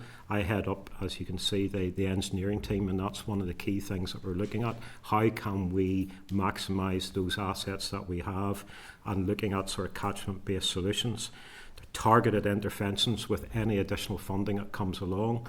We were willing to accept, it was very gratefully received, some additional funding towards the end of last year that facilitated some housing development, and we will continue to do that and still work with developers on those developer-led and funded solutions. We do not want to have to say no to developers. We're doing everything within our control to facilitate connections whilst endeavouring to protect that environment. And we deploy a range of interventions to help do that, but they are having diminishing returns. We will not be able to do that ad infinitum. In essence, we need substantial levels of investment to improve our assets and allow us to facilitate that. And I think there's one key slide that you will have in your pack. It's a graph that shows the wastewater recovery programme based on PC21. And that's a key diagram, and that showed that we knew that we had this issue. It's a legacy that we have had since even before NI Water was formed in the wastewater side, and we had a plan to address it. We knew what we needed to do. We had the resources, the contractors, the designers and what have you on board, and we just needed the funding programme to go in, and that funding was qualified by the utility regulator, and they said, yes, that seems like a fair and reasonable programme. And that profile, we started up that profile to address the wastewater assets and fix those issues impacting on public health and the environment. And as clearly can be seen from that diagram, everything above the dashed line, which is our current levels of funding, is currently not achievable, and hence we are unable to address the environmental impacts that come out of that. And that's in PC21, the current regulatory time frame we're in at the minute. This issue of constrained funding becomes even more acute into PC27, to the point that it could start to potentially impact proposed enhancement work to our clean water assets and no enhancement at all to our wastewater assets. So this is a developing and potentially more severe issue. In addition, we'll not be able to address a transition to a net zero position or plan even for the new sludge disposal facilities to treat the sludge that comes out of our wastewater assets. In essence, we are saying we require, from a capital funding perspective, something in the order of 600 to 700 million pounds a year to invest in our assets to bring them up to the current standards. If standards become tighter, if requirements change, then potentially additional funding will be required. And this puts Northern Ireland perilously close to being wastewater being a permanent issue. Potentially no improvement in watercourse standards where wastewater is the primary pollutant, limited ability to meet new environmental commitments, ending potentially our ability to connect most new homes and enterprises, and with the recent issue of the programme for government, could potentially impact on the ability to improve the economy, housing and environment. This, in essence, is a societal issue for Northern Ireland, not specifically for Northern Ireland Water. So I'll maybe stop there and open up to questions if you feel that's appropriate. Thank you for working with me. That was under 10 minutes as well, so NIEA and NI Water have definitely done well today in terms of their presentation. I'm keen to focus on the policy of NI Water in relation to the capacity constraints. So how is overall capacity determined by NI Water? Yes, and I know this is something that has come up quite often, and we actually, in your pack, there's a slide that sort of tries to identify and give some clarity to that. And it's based on failing assets, and hence why we close that part of the catchment or all of the catchment. And those failing assets are a consequence of environmental impact determined where those constraints are. So that could be at the works, where maybe the design capacity of that works has been exceeded, or NIEA's consented population that could be served by that works has been exceeded. The failing or at risk of failing the works, the sanitary compliance criteria as set out by NIEA, or as I think you maybe discussed or touched on earlier on, maybe there may be enforcement actions from NIEA on that. So that's at our works. But also into our networks, there could be unacceptable storm overflows not meeting the NIEA requirements for hydraulic capacity or retention, I suppose is a better way, of that wastewater within the network. And those are determined in-house. My team, there's quite a specific group of people set aside who develop the hydraulic models with increasing site-based information from flow monitoring coming back. And those models are industry best practice. They're third-party audited, and they're managed, as I say, by a skilled and qualified group of professionals. So we believe those models and the evidence that we're gathering from site, because those models will be then verified from those site samples and so on, are the best way to determine at the minute whether there's capacity or constraint in the network. And therefore anything upstream of that constraint, we will be in a very difficult position in terms of accepting new development. Now, at the minute, we currently work to a zero detriment approach, so there is the opportunity to facilitate connections maybe from a brownfield site, or if there's the ability to offset stormwater from the network to accept some new connections. So there is not necessarily a blanket ban just because that asset has failed. There may be opportunities, but as I alluded to earlier on, those opportunities are starting to have diminishing returns, because ultimately any spare capacity or anything you can do in the network will be used up. Is anybody checking your capacity figures, bar the likes of Yeah, I mean, those models and all, they're third-party audited, so it's not just my own team. We'll have external parties that will look at that, so those models are all audited. The assessment of the compliance at storm overflows, at the minute, about 39% of our storm overflows have been categorised by NIEA as non-compliant. So it's not just NI Water, it's NI Water working along with NIEA and that third-party auditing process of how we go about determining that. 39% is quite a significant figure. What are you trying to implement now to turn that around, and what's the time scale for getting that 39% reduced? 39% is quite a significant figure, and to be honest, it's probably going to get higher as we get more information back. And of the assets, those storm overflows that we have assessed at the moment, the figure's probably nearly closer to 50% non-compliance. So we know what we have to do. As I said, we have a lot of 85% of our network is now modelled, so we know what we need to do in terms of either increasing the capacity of the network or increasing the capacity or treatability of the water treatment works. We know what we need to do in a lot of instances to alleviate that restriction. But we're also looking at trying to bring in modern technology. So the EDMs, or the event duration monitors you talked about, gives us much more detailed information of what is actually happening on the site. So we'll cross-reference that with the modelled information. So there's a lot of work going on to try and get a really good understanding.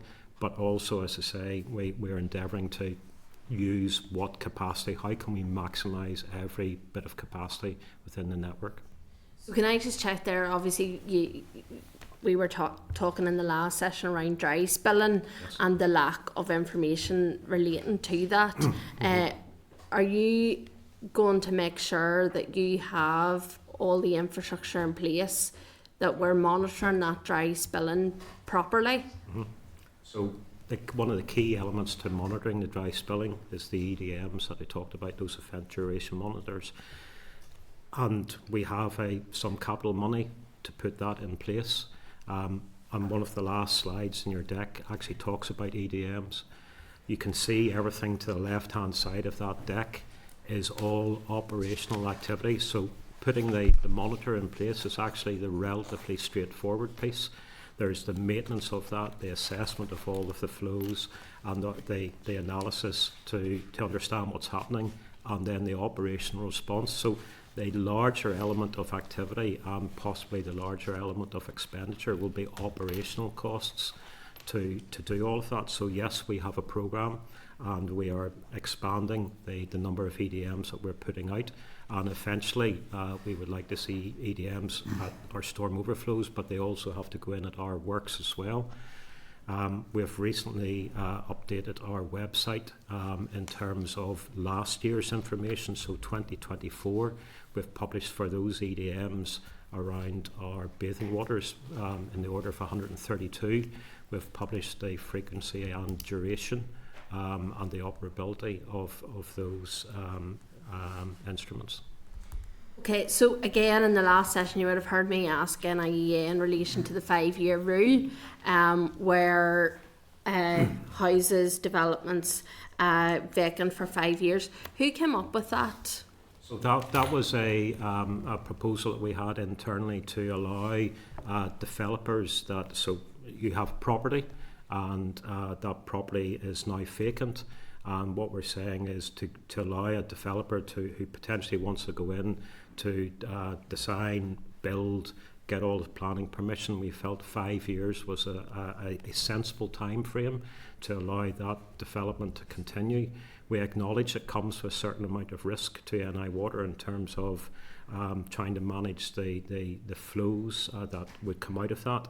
But in essence, the default position is that if a property goes vacant for any period of time, then we would have to say that there's no flow could come out of that property if somebody purchases it. So it was in an effort, and our developer services team in-house managed that process. So We are also obligated, as you will be aware, that if a property has extant planning approval, we are obligated to connect that even in a network that may be constrained. Why 5 years? It felt like a sensible time frame based on what we could see through engagement with the industry and developers to allow them to purchase the property, come up with proposals and actually construct it. So that was felt it was a sensible time frame for that. Did you have engagement with the industry before creating that policy within NI Water? Yeah, well, I mean, we engaged with the industry to try and understand what felt like a sensible time frame, what was long enough but not too long. So it is a compromise. It's not definitive. Should it be 6? Should it be 4? It was felt that 5 was a good compromise to allow those sort of normal time frames to be gone through to facilitate that. Before I move on, I just want to ask, I have an interest in relation to unadopted development sites. You'll be aware developer-led contributions is something that's going to be coming down the track. NI Water would have worked with developers in the past, creating 161s, putting those in place, and developers would have created their own wastewater treatment. I know in my own area that has created some water pollution incidences as a result. Do NI Water accept that they have helped in terms of some of the water pollution incidences across Northern Ireland, creating a scenario where people have been essentially allowed to set up mini wastewater treatment plants, and NI Water are coming along saying we're not adopting these sites, but meanwhile they've been given the consent from NI Water, and these sites are continually allowed to spill into our waterways. The process, I mean, if a developer is looking to build and develop a site that cannot be connected to our infrastructure, there is an option for package plants possibly to be built on that development site. And there is a fairly well-defined process that the developer needs to go through in terms of engaging with us, building that asset, building it to the required standards, building it and testing it to the required standards, and then handing it over. In essence, we put a developer through the same process that we would have to do ourselves if we were building a package plant. So it should be built and be capable of running to the required standards that we would ask of ourselves. They, as mentioned earlier on, they will have to get a discharge consent from NIEA for where that the output from that site may go to. But there is a clear and well-defined process. If that developer does not put in place the required infrastructure, and that could be as simple as the sewers laid correctly or a package plant, we will not adopt it. Now, there is a bond that could be put in place that if the developer goes bust, we could, or DFI as it was at the time, could step in and undertake some work, but in certain circumstances the value of that bond may not be sufficient to allow the remedial work to be done. And you're currently, there's enforcement action currently underway with NI Water at this moment in time. Can you detail the enforcement action that is taking place? Enforcement, sorry, in terms of water quality, wastewater capacity with the utility regulator? More generally, I mean, it's constant, and Angela may be better placed to talk about the enforcement process. There's constant engagement between ourselves and NIEA in terms of around the sampling and the consequences of that sampling and any enforcement that may come out of it. Do you want to maybe? Yeah, please. Yes. There's two elements to the enforcement, so dealing with the pollution incidents, and I think NIA made it clear that SORPI doesn't cover management failure, so in those cases they would take enforcement action for high or medium severity incidents, and that would involve a statement under caution that we present to NIA. They consider the facts that we've presented, and if they feel there's sufficient evidence, they will submit the file to PPS, and that will take forward to the courts for a prosecution. Then on the wastewater side, so non-compliance at a wastewater treatment work. So in the announced regime, we report the results to NIA. We are operator self-monitoring, so it's our responsibility to collect the samples, analyse the tests and report monthly to NIEA. They then assess the samples and determine whether we have met the sanitary compliance conditions for the consent. If we don't, we will receive a warning letter, so that's the start of the NIA enforcement process, and the warning letter will ask us to give an account of why the works has failed to meet the requirements of the consent and what are we doing about it. And 2 consecutive years, then it would move up to a postal caution, and when we submit our evidence in the postal caution, they will then serve an enforcement notice on the works, and that will have a compliance date generally tied into our capital works programme, and then we have a compliance date to work to make whatever improvements are necessary to comply with the conditions of the consent. And very quickly, how many enforcement, have you a figure at this moment in time? So we in terms currently have 8 of our treatment works with enforcement notices on them. across Northern Ireland? Yes. Those 8 are Yes. situated, yeah? Yes, yes. Okay. Deputy Chair? Yeah, thank you, Chair. Thanks for coming along today. I think it was useful that you were also here for the previous session, so you got to hear what NIA said in relation to that. When we met with NI Water 2 meetings ago at Mayola, we had a very useful session. I raised the issue, as you heard, about in my constituency, about effectively where there's a blanket ban on development. And when I raised the issue, for example, of a priority need for a special educational needs school and trying to increase capacity, there was an initial refusal on that. And when I raised why case-by-case examples can't be used, the response from NI Water was very much, it's an NIA issue. That didn't seem to be the case.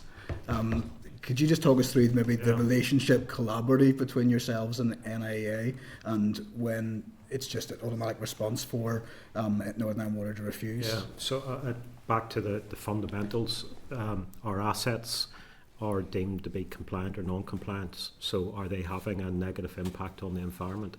If they are, then we cannot facilitate any additional load to our network. So that arrangement, whether they're compliant or non-compliant, is done in conjunction with NIEA.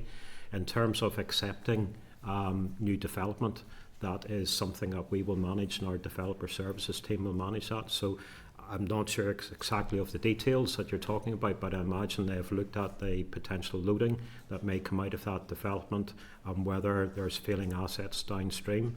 I do know in Larne there is development has been facilitated through a developer-led and funded substantial package plant because of the impact potentially of environment of doing it otherwise. So there are, and that then, as I alluded to, if that's built to the required standards and so on, that will come into our ownership and we will run that going forward.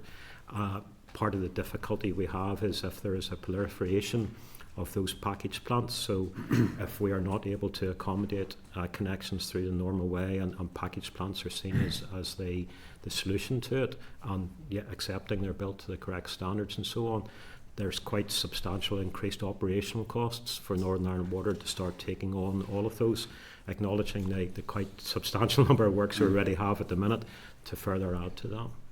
Appreciate that you actually mentioned Larne, because it takes me to my next point, and part of the waste capacity issue at large in Northern Ireland. The wastewater treatment facility in Larne was opened in 2011 to much fanfare, and it was quoted at the time by both NI Water and the Minister that it was future-proofed to at least 2030. I appreciate that sometimes things change, but by 2018 it was at capacity. Yet there wasn't a great deal of development above and beyond what was in the local area plan. So how come within 7 years a waste treatment facility can be at capacity, and what assurances can we get as a committee that going forward, when there is the rightful investment in wastewater recovery plans, that the facilities that are built are future-proofed and not at capacity in 7 years instead of 20? And again, not knowing the precise details of that, but the works itself may have sufficient capacity. The incapacity is in the catchment, I would imagine, and the storm overflows. So there's been a lot more emphasis placed on storm overflows and what is coming out of that in catchments all across Northern Ireland. So we are now looking very much on a holistic basis in terms of our catchment management, not separating out a works from a networks. We look at it in totality, and the constraints, I believe, are in Larne possibly are more around discharges from the network through those storm overflows. That takes me to my next point then, Chair. In terms of your engagement with the department on the water flooding sustainability drainage bill and then the developer-led solutions that might come through legislation, we heard that's going to public consultation, and we were perhaps rightly a little concerned that there didn't seem to be the level of engagement between yourselves and the department that you might have expected to have been the case, given this is one of the key pillars of a solution to wastewater and drainage solutions. I'm interested to get your thoughts on how that legislation might be part of a solution and how impactful it could be, both the developer-led aspect of it and also the flooding and sustainable drainage bill. I'll maybe take a developer-led bit, but if you want to talk first, Paddy, on the legislation, maybe. I think we welcome legislation coming through, and we need to engage with the department on that. I think our chief executive was here 2 weeks ago and discussed that, and we are looking forward to engaging with the department. But she was very clear to say that it's not a silver bullet, and I think that is correct. We've done some analysis, and it indicates that it could give us in the region of 1% of our capital per annum, and it's really going to help in rural locations where we have issues with overflows and small treatment works.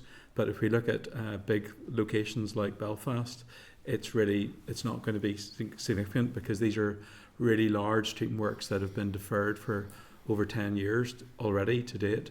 And if you look at the scale of the capital that they require, it's really not going to make it a significant factor. So welcome. It has potential to benefit in some locations, but it's not a silver bullet. That's useful. Thank you very much, Paddy. And the developer-led aspect of it? Well, the developer-led piece, again, it is another tool in the toolbox that we have, and it has had some degree of success. But again, as Paddy says, the returns, there's diminishing returns coming out of that as we use up any spare capacity that potentially we can eke out of our networks or our works, that will be used up. Final point then, and I appreciate it, conscious of time, we could ask questions all day, but the slides again referred to the shortfall, PC21, shortfall of 0.8 billion. If that was to become available through another silver bullet tomorrow, how long would that take to roll out to take capacity, the capacity to where it needs to be, so that we don't have the constraint issues that we have? Yeah, Paddy, start that off. So the good news is, if I talk about Greater Belfast, that really illustrates the benefits of us having a plan. Whenever we developed the Living with Water programme in 2015, we really worked to understand our network and where we could make investments to unlock capacity. So whenever the department came to us and said, although this year has been a shortfall of investment of about £150 million capital the past year, we do have some additional capital which could become available. We were able to say, yes, that can be used in this location, and that just shows the benefit of investment planning. And so we're on site at the moment in Upper Falls Wastewater Treatment Works, doing some work there. It should be completed in about a year and a half, which is great. So, but the reality is, for these large projects, we have now demobilised 150 scientists and engineers who were on site to build these large wastewater treatment works. They are now stopped. We can get them back, but it will take, from approval of the full business cases, it'll take 6 months to get on site. And as our chief executive said 2 weeks ago, I think whenever she was here, we need I think the words were, to be able to efficiently deliver these major projects, we need a commitment that sustained levels of increased capital investment will be available for many years, because they are so large.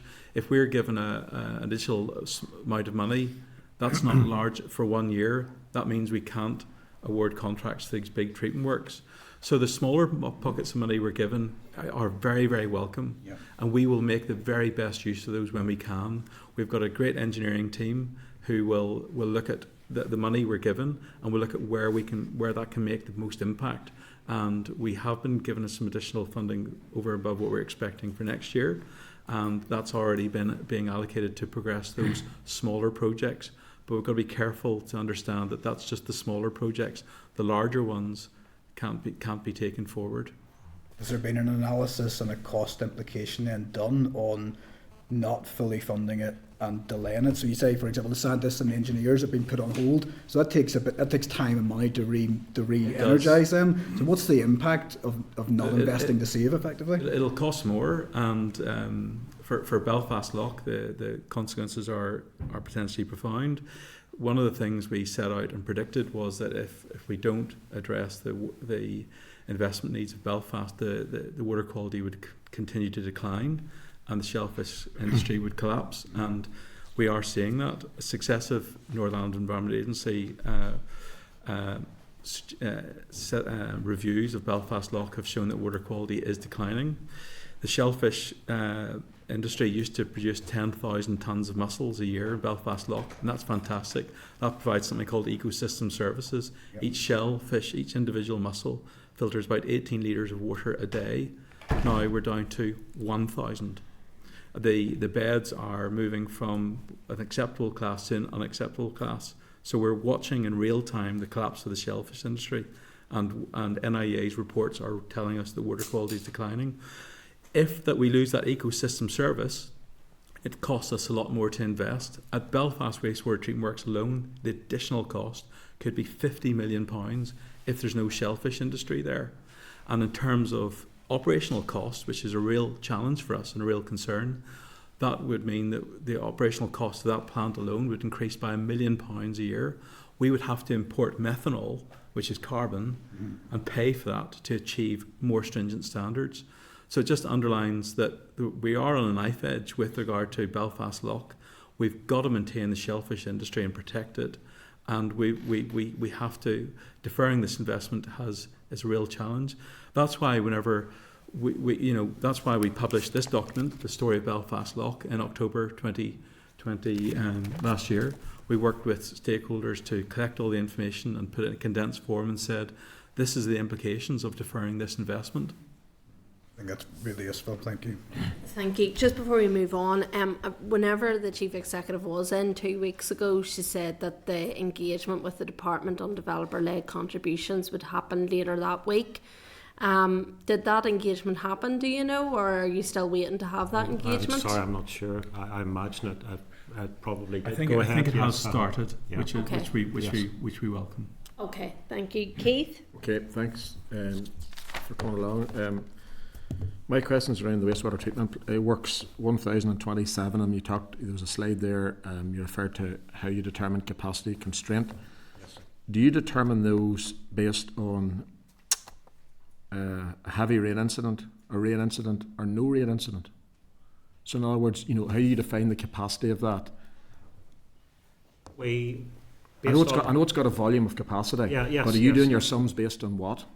So those models that we will run will take on an average of 20 years rainfall for that particular catchment, where we can get that information, and we'll build up an idealised rainfall profile for a year. So they run what happens in that network, modelling a year's rainfall that's based on, say, 20 years data.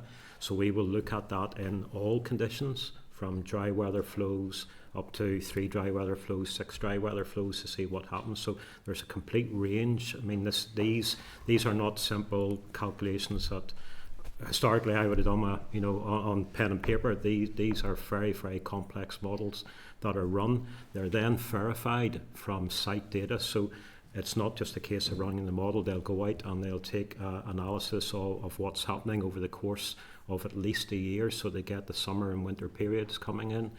So that we verify those from site-based information as well. So you're getting the storm or the rain across an average, but that still doesn't. You need to try and make it work for me, because I just don't understand that. So on a day, the average day, you learn for some rain every day. Not necessarily, no. So is that plant designed then, or the capacity of the 1,027 designed on what? So they flow compliance of our works will be based on a range of conditions. So there'll be both hydraulic and biological conditions. So we'll look at the dry weather flow, the full flow to treatment, and the Formula A flow, as it's called.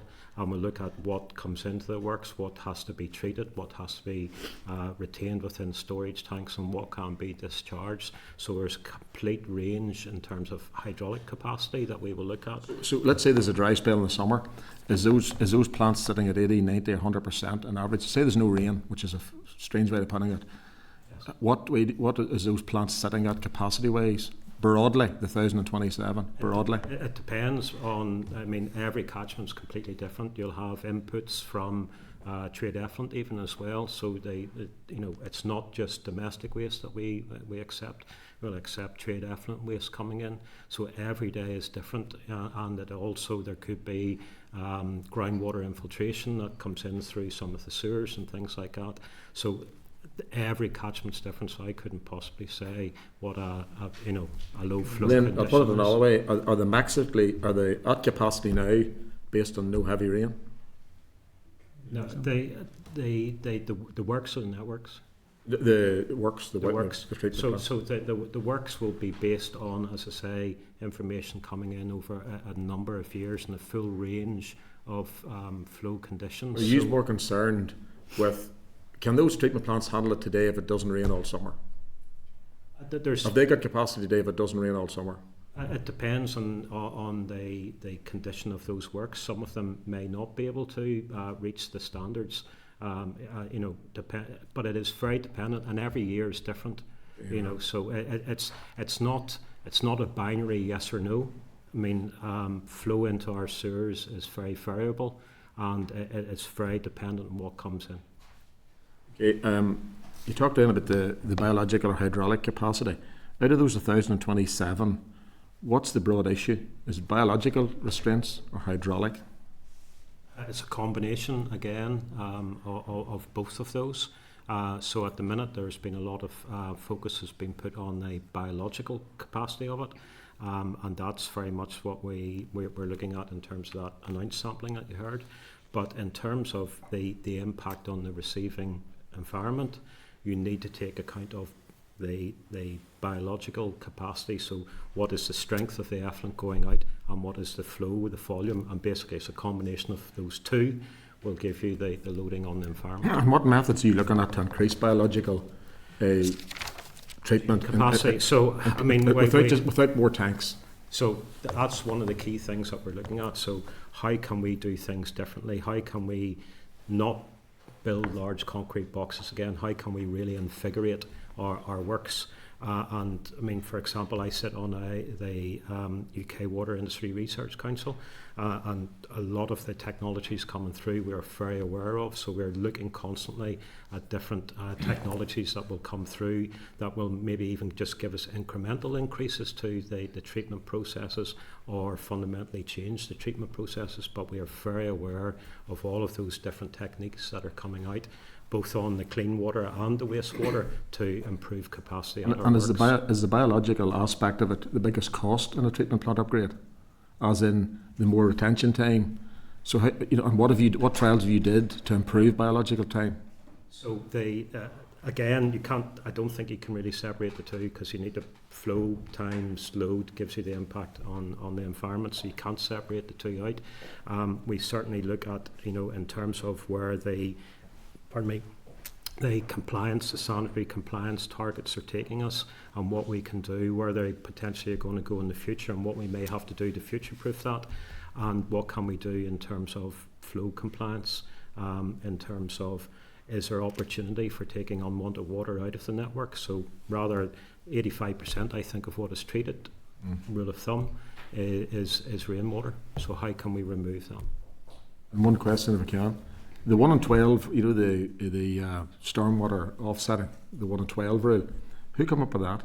So the 1 in 12 for the stormwater offsetting was a guide that we worked with NIEA on, and it's very much based on the zero detriment principle. But going back to what I said in terms of our coverage of the models, that will give us an initial view, and then if the developer wishes to go further, then we will engage their wastewater impact assessment, and if we've got models in place, we'll run those models, so that figure may change to be appropriate or specific, I suppose, bespoke for that catchment. Okay, thank you. Keith. Peter? Thank you, Chair. I suppose as the only Belfast MLA on this committee, I'll kick off with Living with Water Belfast. I think it's been described recently as it's been paused, or it's been stalled, or it's been delayed. How would you describe how delivery of the programme is currently sitting? It's a bit of a combination. The major projects are paused, stopped, are not proceeding because we can't unless the full business case has been approved. We have the teams in place and they have been demobilised. There are other projects which are continuing, smaller projects. And so, for example, we welcome news yesterday that the Northern Ireland Executive there's an innovation fund had released £15 million for some work that will most likely be invested in one of the catchments where we've got particular capacity issues. And we are working in West Belfast on a project which is specifically designed to release capacity for new houses.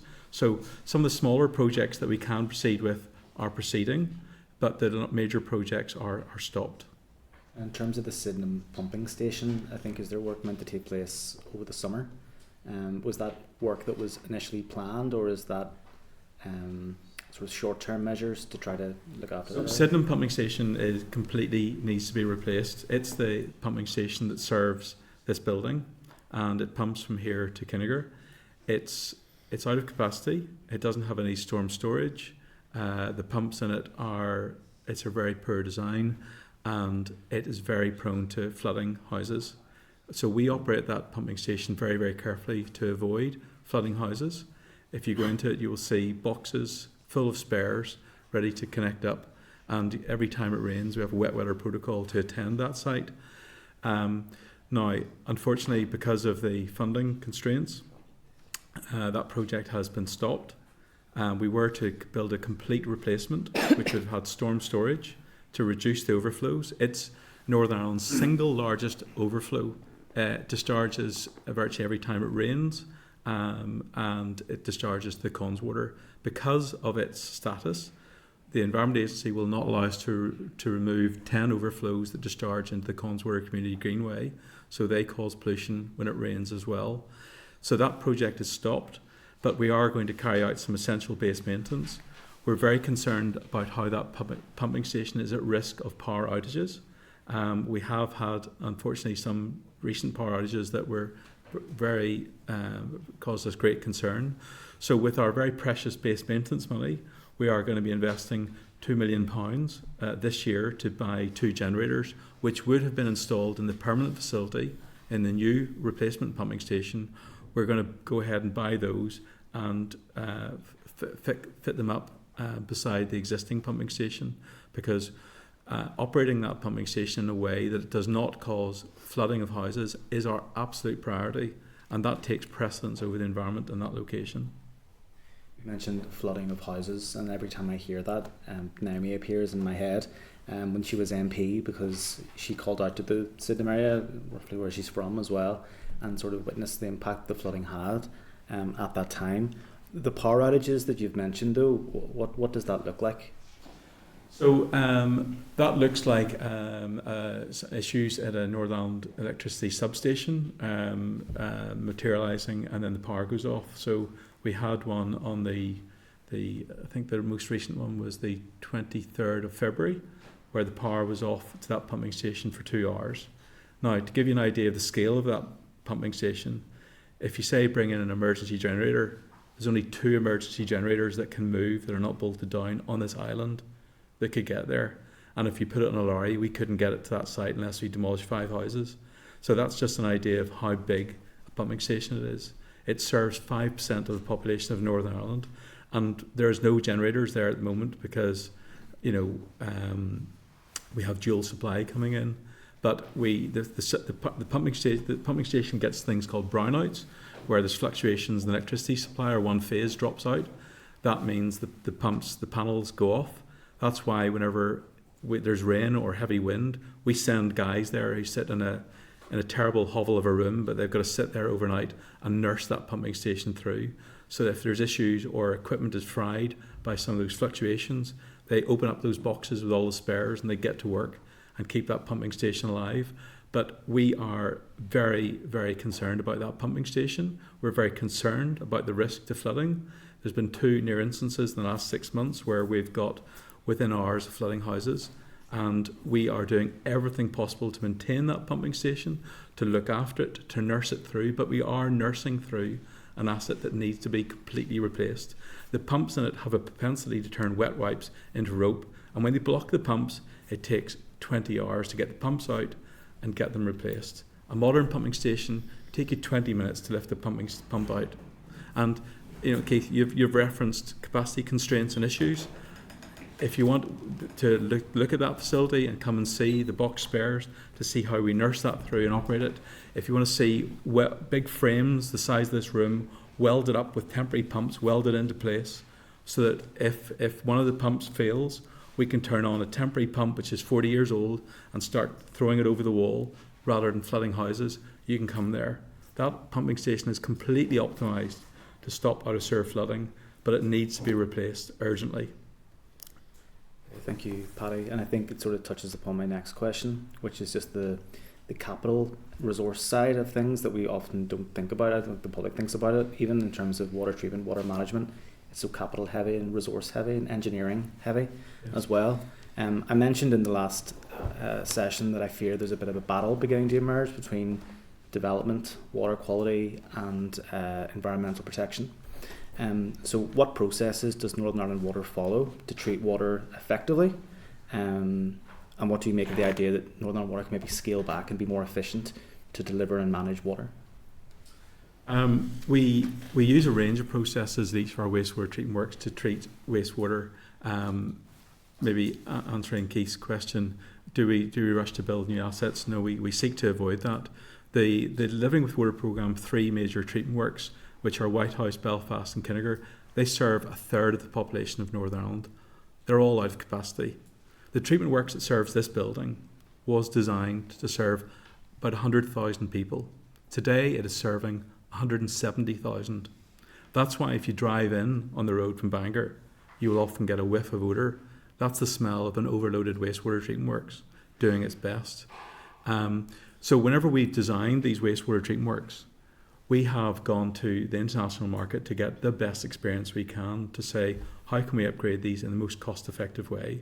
So the upgrade for Kinnegor has been based on some innovative Dutch technology, which means we only have to build 1 new main process tank and refurbish the other 5. The upgrade of Belfast has been based on a technology called IFAS, which was developed by Severn Trent, and it was called a process intensification. So to double that treatment works needs to be doubled in capacity. It was designed for 300,000 people 27 years ago with a 25-year life. Kinnegor was designed 30 years ago with a 25-year life. It's passed. So we rather than building a complete replacement works, we only need to build 2 new lanes to add on to additional 8, and then we will intensify the other lanes. The Whitehouse is a different type of process, and we're going to intensify that with an American technology. So we have employed the best international experience we can to work out how to upgrade these treatment works. The upgrades are designed, they are complete. The outline business cases are complete. 2 out of the 4 have been submitted to DFI. We are ready to deliver them. As I say, if the full business cases are approved, which we can submit very quickly, it would take 6 months to get on site for these treatment works. Thank you, Chair. Okay, thank you, Andrew. Thank you, Chair. Thank you for the presentation thus far.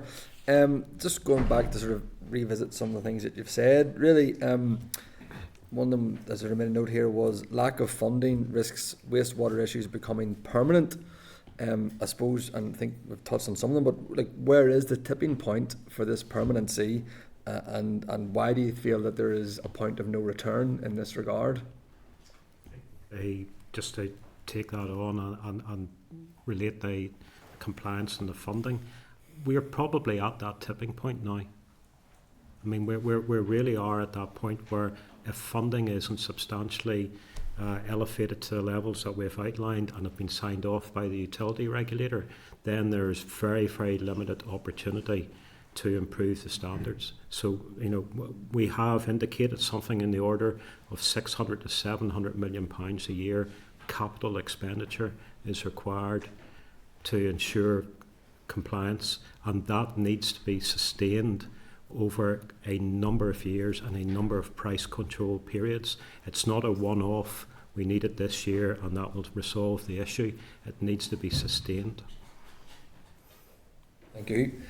Again, another point just to come back to, it's regarding the developer contributions, and the comment is made as we've reached diminishing returns in this regard.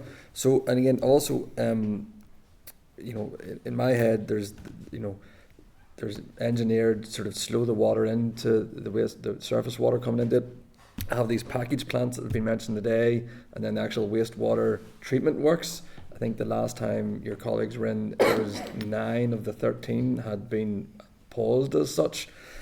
I suppose really, is there a disconnect between what developer contributions can achieve and what is required in order to solve this issue? So developer contributions are quite specific and quite bespoke. So where there is say in a certain circumstance where we need maybe an upgrade of a small pumping station or something like that, a developer contribution may be sufficient to facilitate that development. But if you go to the sort of figures that Paddy's talking about here for Belfast, a developer contribution is not going to be able to do that. What is needed is the sustained funding. A developer contribution could be suitable for a small area and it's a particular asset, small asset, but it will help, there's no doubt about it, and it's another tool in the toolbox that can be employed.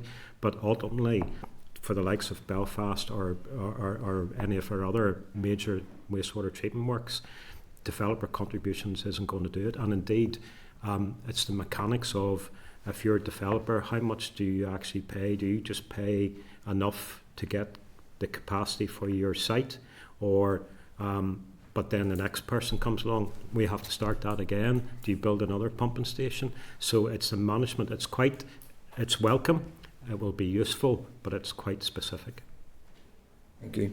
And just in some of the evidence there submitted, there was 50% of these wastewater system and wastewater treatment plant works, 50% have failed or been at risk of failing in the last 4 years, but yet only 5% have been subject to enforcement action.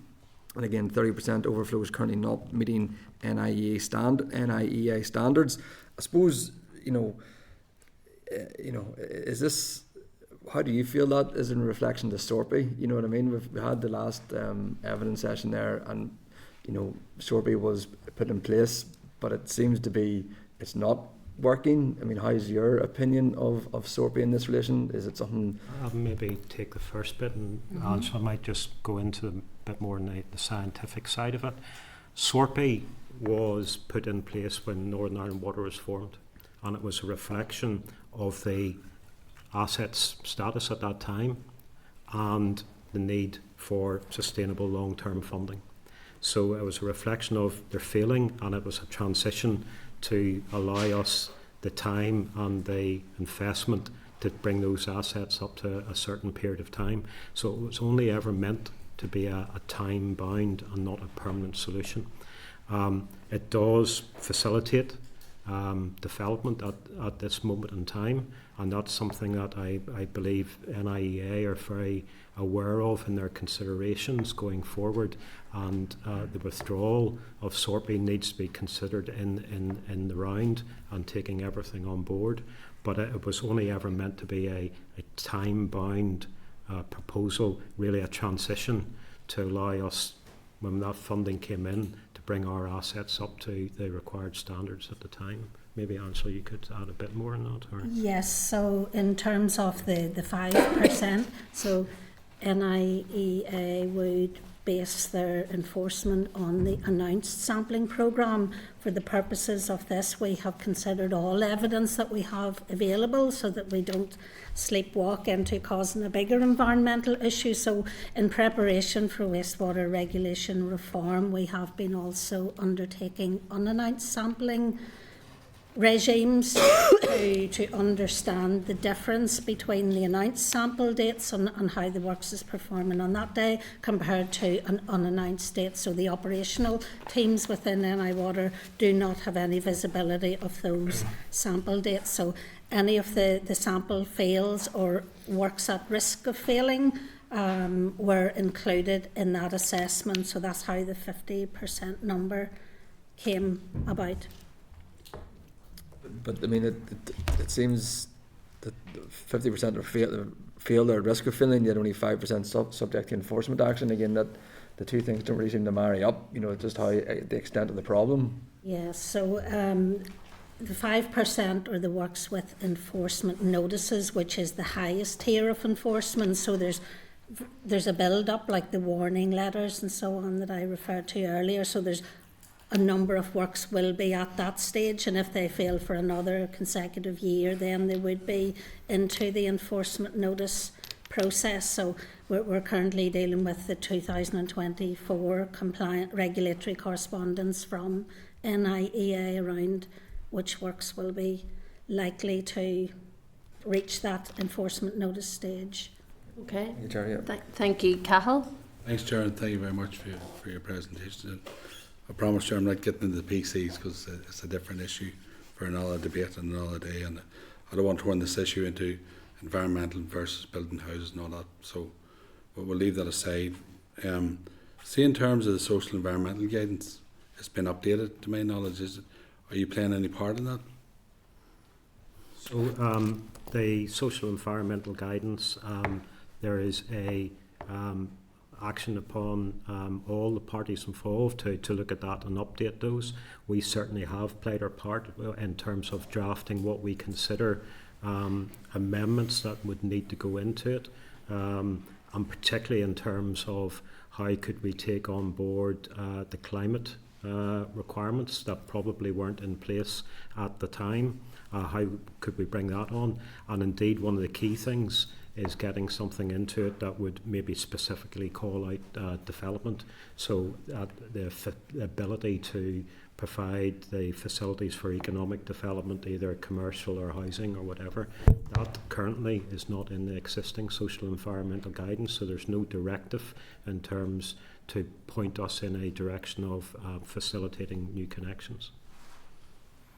See, in terms of, you talked about not building major projects, right? I mean, you all know this single-year budgets, and if we had a multi-year budget, it would be better. What impact that have environmentally if you don't do that? The working to an annual budget is really difficult for the much larger scale projects that Paddy's alluded to. So it's the ability or the lack of ability to properly plan and deliver those assets in an efficient way. So multi-year budgets, I think, for all departments, not just the Department for Infrastructure, would be welcomed. And it makes things... I appreciate my point then is, why then do we look at upgrading systems instead, if we can? And we certainly, I mean, and we talked about it, and optimising or trying to maximise the potential of existing assets is something that we're very much focused on. So we will not necessarily go to a default of just a blanket replacement of an asset. We will look, and as I say, look at a whole catchment when we're talking about wastewater. Look at the whole catchment, see how is there opportunities to reduce loads coming in. So one of the most beneficial things that we've seen recently is through engagement, particularly with Angela's team on the trade effluent side, looking at a specific manufacturing process in a catchment, and through engagement with them, where they have now introduced a on-site treatment, so they've reduced, not removed, but reduced significantly the load coming in. Through that engagement, we've been able to reduce the overall load coming into that treatment works, and that, in conjunction with other things, may allow us, and it's still very early days yet, but it may allow us through some substantial base maintenance, some small enhancement to get that back up to an acceptable standard without having to do a complete replacement. Right. I have two final questions, Chair. In relation to our water, our water quality is fairly good. So, and Drinking water? Drinking water, yeah. It's very good. Yeah. So, my point is this, yes, in all the reports. So then, under this PC, because it's supposed to be based on wastewater treatment, why we then continuing on with denying the opportunity to look at building wastewater as opposed to, because you said it yourself, it's very good, yeah. And I think that gets back to that social and environmental guidance and the direction to protect drinking water. And certainly, I mean, our drinking water is very, very good. We're starting to see now issues in terms around maybe taste and odour coming out from Loch Ness. It's still safe, it's still very acceptable to drink, but occasionally in the summer periods you're getting taste and odour. So there's changing environmental conditions will change the requirements that we have in terms of treating that drinking water. But we will always protect drinking water. Clean, safe drinking water is fundamental for a civilised society in advance of wastewater. But there is an argument that needs to be had in terms of the guidance that comes to us. It's not for Northern Ireland Water to decide that. That is a societal thing. That's something for the executive, might I suggest, to look at in terms of the preference.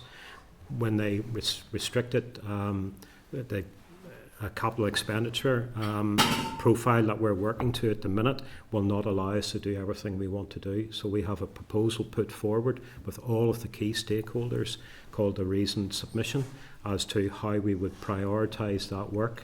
And we prioritise clean, safe drinking water. We prioritise the maintenance to ensure that works, if they break down, we fix them or they don't break down. The enhancement element is the last piece that we will go to. I appreciate it and appreciate the challenge because, and I finally do want to go back to the PC issue because it seems that going forward, what we need to do is we need to get the balance right. You need to reach your environmental targets, which none of us have a problem with that.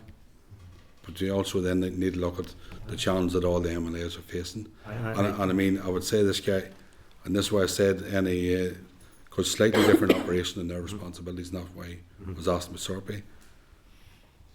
There was a full analysis done of what we had and what our assets were 20 years ago.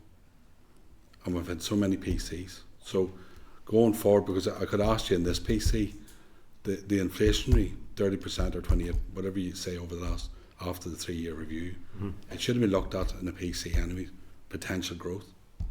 Likewise going forward, the new PC, they should be looked at. Should be looked at in terms of environmental targets and environmental challenges as well. And I think, I mean, that's Northern Ireland Water finds itself in a position where we have conflicting pressures upon us. So we have environmental requirements, we'll have concerns for drinking water, we'll have developers who want to build, we'll have industries, and we're trying to manage that. And what we're seeking is clear guidance on those priorities, and customers will play a part in that. In terms of the PC, the historic processes, you're quite right, there's been quite a substantial amount of investment made, but wastewater has always been the poor relation, and there hasn't been the investment in wastewater that it necessarily has been. There has been some, don't get me wrong, it hasn't been completely forgotten about, but the focus has always been on the clean water, and so we have never got really the full extent of investment in our wastewater that we would outline, and has, I mean, most recently signed off by the utility regulator as being required. And final point, Chair. Very quickly. Yeah, no, because when you're around it long enough, you said, and that's my point. We knew this, all the reports, all the chat that had, we knew the flooded areas, we knew the challenges. There's been a number of reports done for 10, 15 years, and they should have been looked at and respected when the PCs were put in. But I do understand there's bigger challenges. And I think and that's my final point, Chair, because well, it should should have been a wee bit foresight and all those things. Well, I think there has been foresight. We have done quite extensive planning for those periods and have been signalling it. It is a generational underinvestment that has happened. But not when we get wastewater coming on a PC 21 programme after having nearly 20 years of it. Oh, Okay, I think Mark Durkin's looking to Yeah, come in no there. sense. Mark, Thank you, Chair, and thanks to the team for coming along. We appreciate the conflicting pressures and priorities, and you've outlined some of them just again today. But our Northern Ireland Water, I'm not suggesting it's been done willfully, but our Northern Ireland Water actually breaking the law in terms of what's happening now in Belfast Lough. And did you know there's numerous sort of laws or legislation that could point in that, like for example the Wildlife and Natural Environment Act that says it's a criminal damage to permit or it's a criminal offence to permit damage to an ASSI. There's the Water Framework Directive, there's the Shellfish Directive, there's numerous laws there that are being breached. So I was wondering, have Northern Ireland Water carried out a legal or regulatory impact assessment, and if so, what are the conclusions of that? So we're involved in a minute in terms of that whole regulatory impact assessment. We're doing a lot of work and taking a lot of legal opinion. I think we need to be clear in terms of whether we're meeting compliance or not meeting compliance, and the difference between not achieving compliance and breaking the law. And breaking the law will, I suppose, be determined by the courts of law. I mean, there are certain circumstances we fully admit, and hence the need for the new works and so on, where we are not making those compliance targets. And does the utility regulator investigate Northern Ireland Water for legal compliance? They may have a role to play in terms of the legal compliance for certain aspects. There may be compliance then in terms of the environmental impact, which could be completely different as well. So there's a lot of different bodies involved who may have an opinion on that. But the utility regulator would have a remit. I'm not exactly sure of the details, but they're certainly, I mean, they regulate us as a utility and would have a view on our legal position. Okay, no, that's fine. Thank you. thank you. Very briefly, I just want to follow up on a few things very quickly, if you don't mind. You were saying there about the unannounced sampling. Is that telling you any different? Or is there any difference that you're fighting, or any themes that you're fighting between the unannounced sampling and the announced sampling? Yes, so we have sample regimes in place. It's not a like for like in terms of frequency. There's some sites we may choose to collect more samples because we feel it's had a higher risk of non-compliance. But broadly, we are seeing a lower level of compliance in the unannounced regime that compared to the announced regime. Okay, that's interesting. Would you be able to provide the committee with any figures in relation to that, in terms of, just like I'd asked for NIEA, would you be able to provide the committee with some figures just in relation to that? Follow that up, sure. And also we heard in the last session that NIEA are involved with DFI and DFC in terms of a steering group with the housing supply. I just want to check, is NI Water involved in that steering group as well? And because obviously it relates to one of the things in terms of house building is capacity, so are you involved in that steering group? We through DFI we will be involved, but it was only a couple of weeks ago I actually presented to the Department of the Community for the community. So we're fully engaged with understanding the requirements for housing development and particularly social housing. And will you be actively at that steering group yourselves, or is that just the departmental officials? I imagine we'll be asked to come in and be involved in that steering group, yes. Okay. Okay, look, thank you very much for your evidence session today. We greatly appreciate it, and we appreciate your time as well today. Thank you very much. Thank you. Thank you. Okay, members, I do want to, obviously we're pushing now for time, but I feel that it was important that we had that opportunity to go through that. I know, Keith, you've been very keen to make sure we had time today, so So members, I hope that you feel that we've been able to get all of the questions asked that we need to today, because it is a really important issue. Just to say, going back, obviously the DFC steering group in relation to the housing supply, I think that's really important that the committee actually follows up on that. We did get an email in when the session was happening from some people in the industry. That will be emailed out to members to let them know what that email is saying. But I think as a committee, I think it's important that we follow up on who's sitting on the steering group, what they're going to be looking at during the course of the steering group, the timescales for that.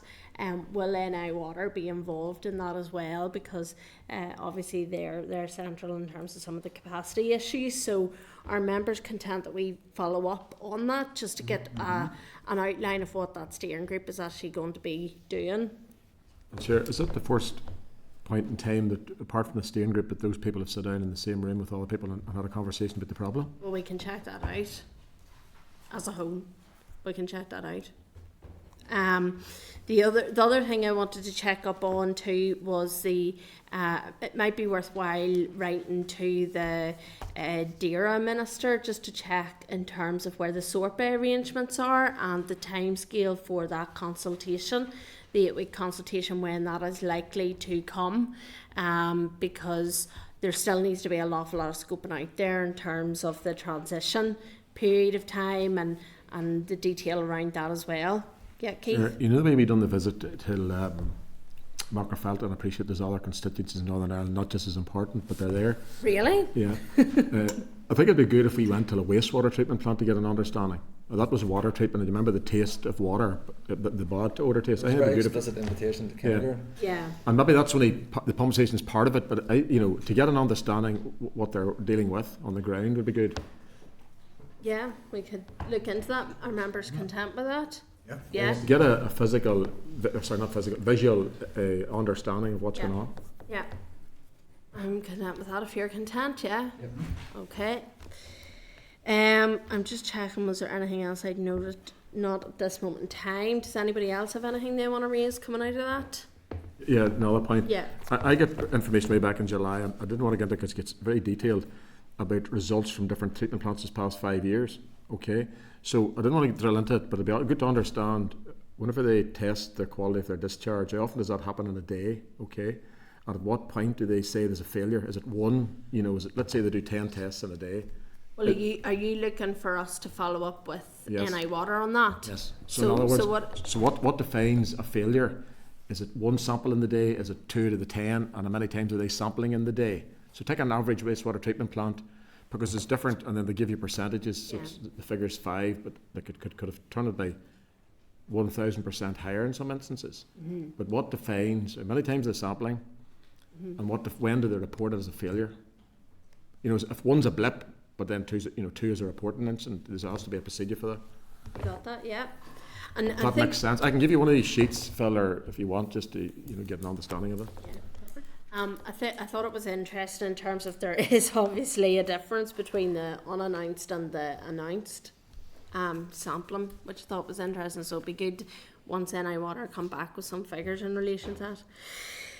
Okay, members, thanks for working with me on that. I think we'll move on now. So item 9 is the SL1, the Planning Fees Amendment Regulations Northern Ireland 2025. At page 144, you'll see the SL1 proposal for statutory rule. The rule will be subject to negative resolution procedure. The purpose of the statutory rule is to bring forward an inflationary uplift of approximately 2.1% to planning fees based on the CPI rate increase calculated from January 2024 to September 2024. Members content with the proposal for the statutory rule? Content. Okay, thank you. Item 10 is subordinate legislation, SL1 not subject to assembly procedure.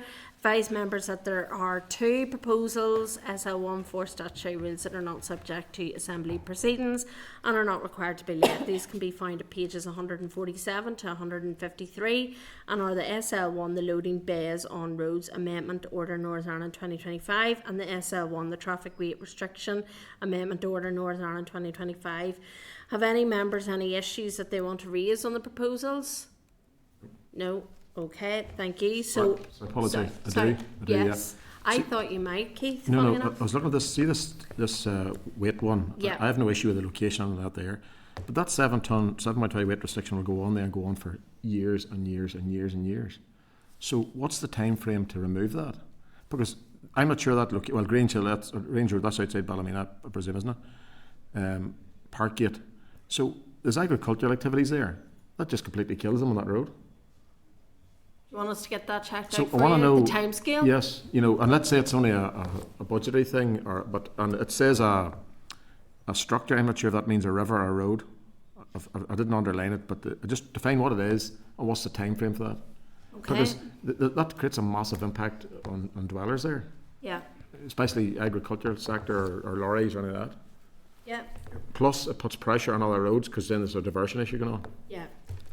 And do you want to check out to see if there's any works in the pipeline to strengthen that? Yeah. Okay. You just can't put a weight restriction in forever. But my own Yeah. constituency, they've done it for 10, 12 years and they're still there. Okay, we'll get that checked out. Thank you. Apologise for interrupting you. Okay, so are members content with the proposal for the statutory rule? And obviously we'll get that checked out too. Yeah. Okay, thank you. Item 11 is the forward work programme. At page 154, you'll see the draft forward work programme. At this moment in time, I'm just going to hand to Barbara, who's going to take us through some things. Yeah, I just want to draw members' attention to the fact that there are a lot of placeholders and oral evidence sessions yet to be confirmed. We're waiting for confirmation from the Northern Ireland Audit Office on the report for funding of water. And also we're currently working to tie down the interim regional planning commission, and obviously you'll be aware that there are still live legal issues in terms of the DVA contract. So if members would find it helpful, I can prepare a memo just on the issues around the scheduling of oral evidence sessions and maybe bring it back to committee next week to discuss in detail. Yeah. So the kinds of things maybe look at are the legislative programme, oral evidence coming forward from the department, and I know they're waiting on things to happen as well, so there are issues around that. And then maybe we could look at some options for research as well.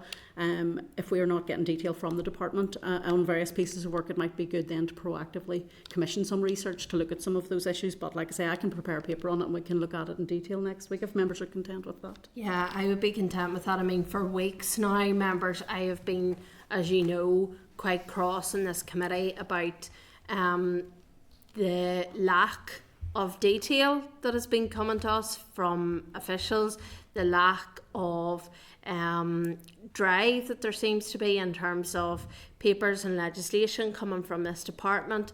And to be honest, I'm really tired of it, because this is a really important committee in terms of driving forward the change in infrastructure that is needed in Northern Ireland. And we know during the programme for government, we talked about this in the chamber, about the fact that infrastructure is a key enabler in terms of the programme for government commitments. So it's really, really vital that we are delving into these issues and that we have the respect given to us from groups from this department, that we are a scrutiny body.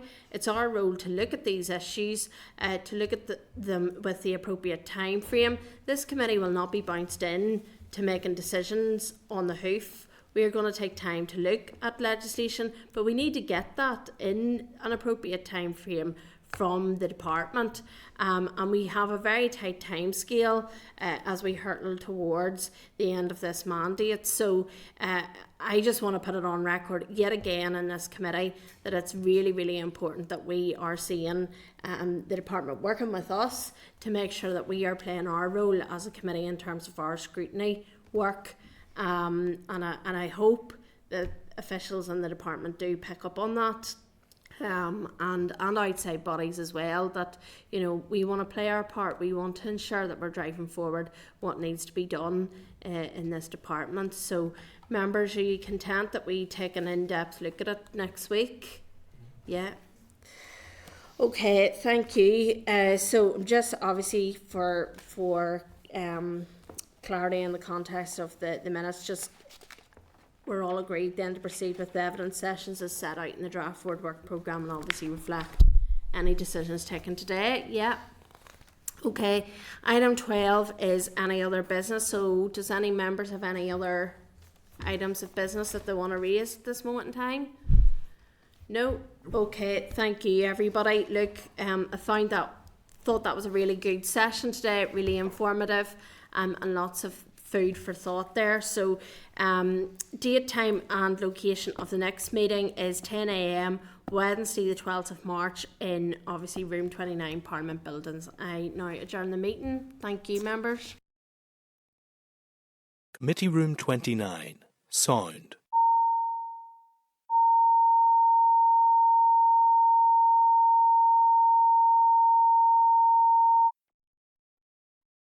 Committee Room 29. Sound.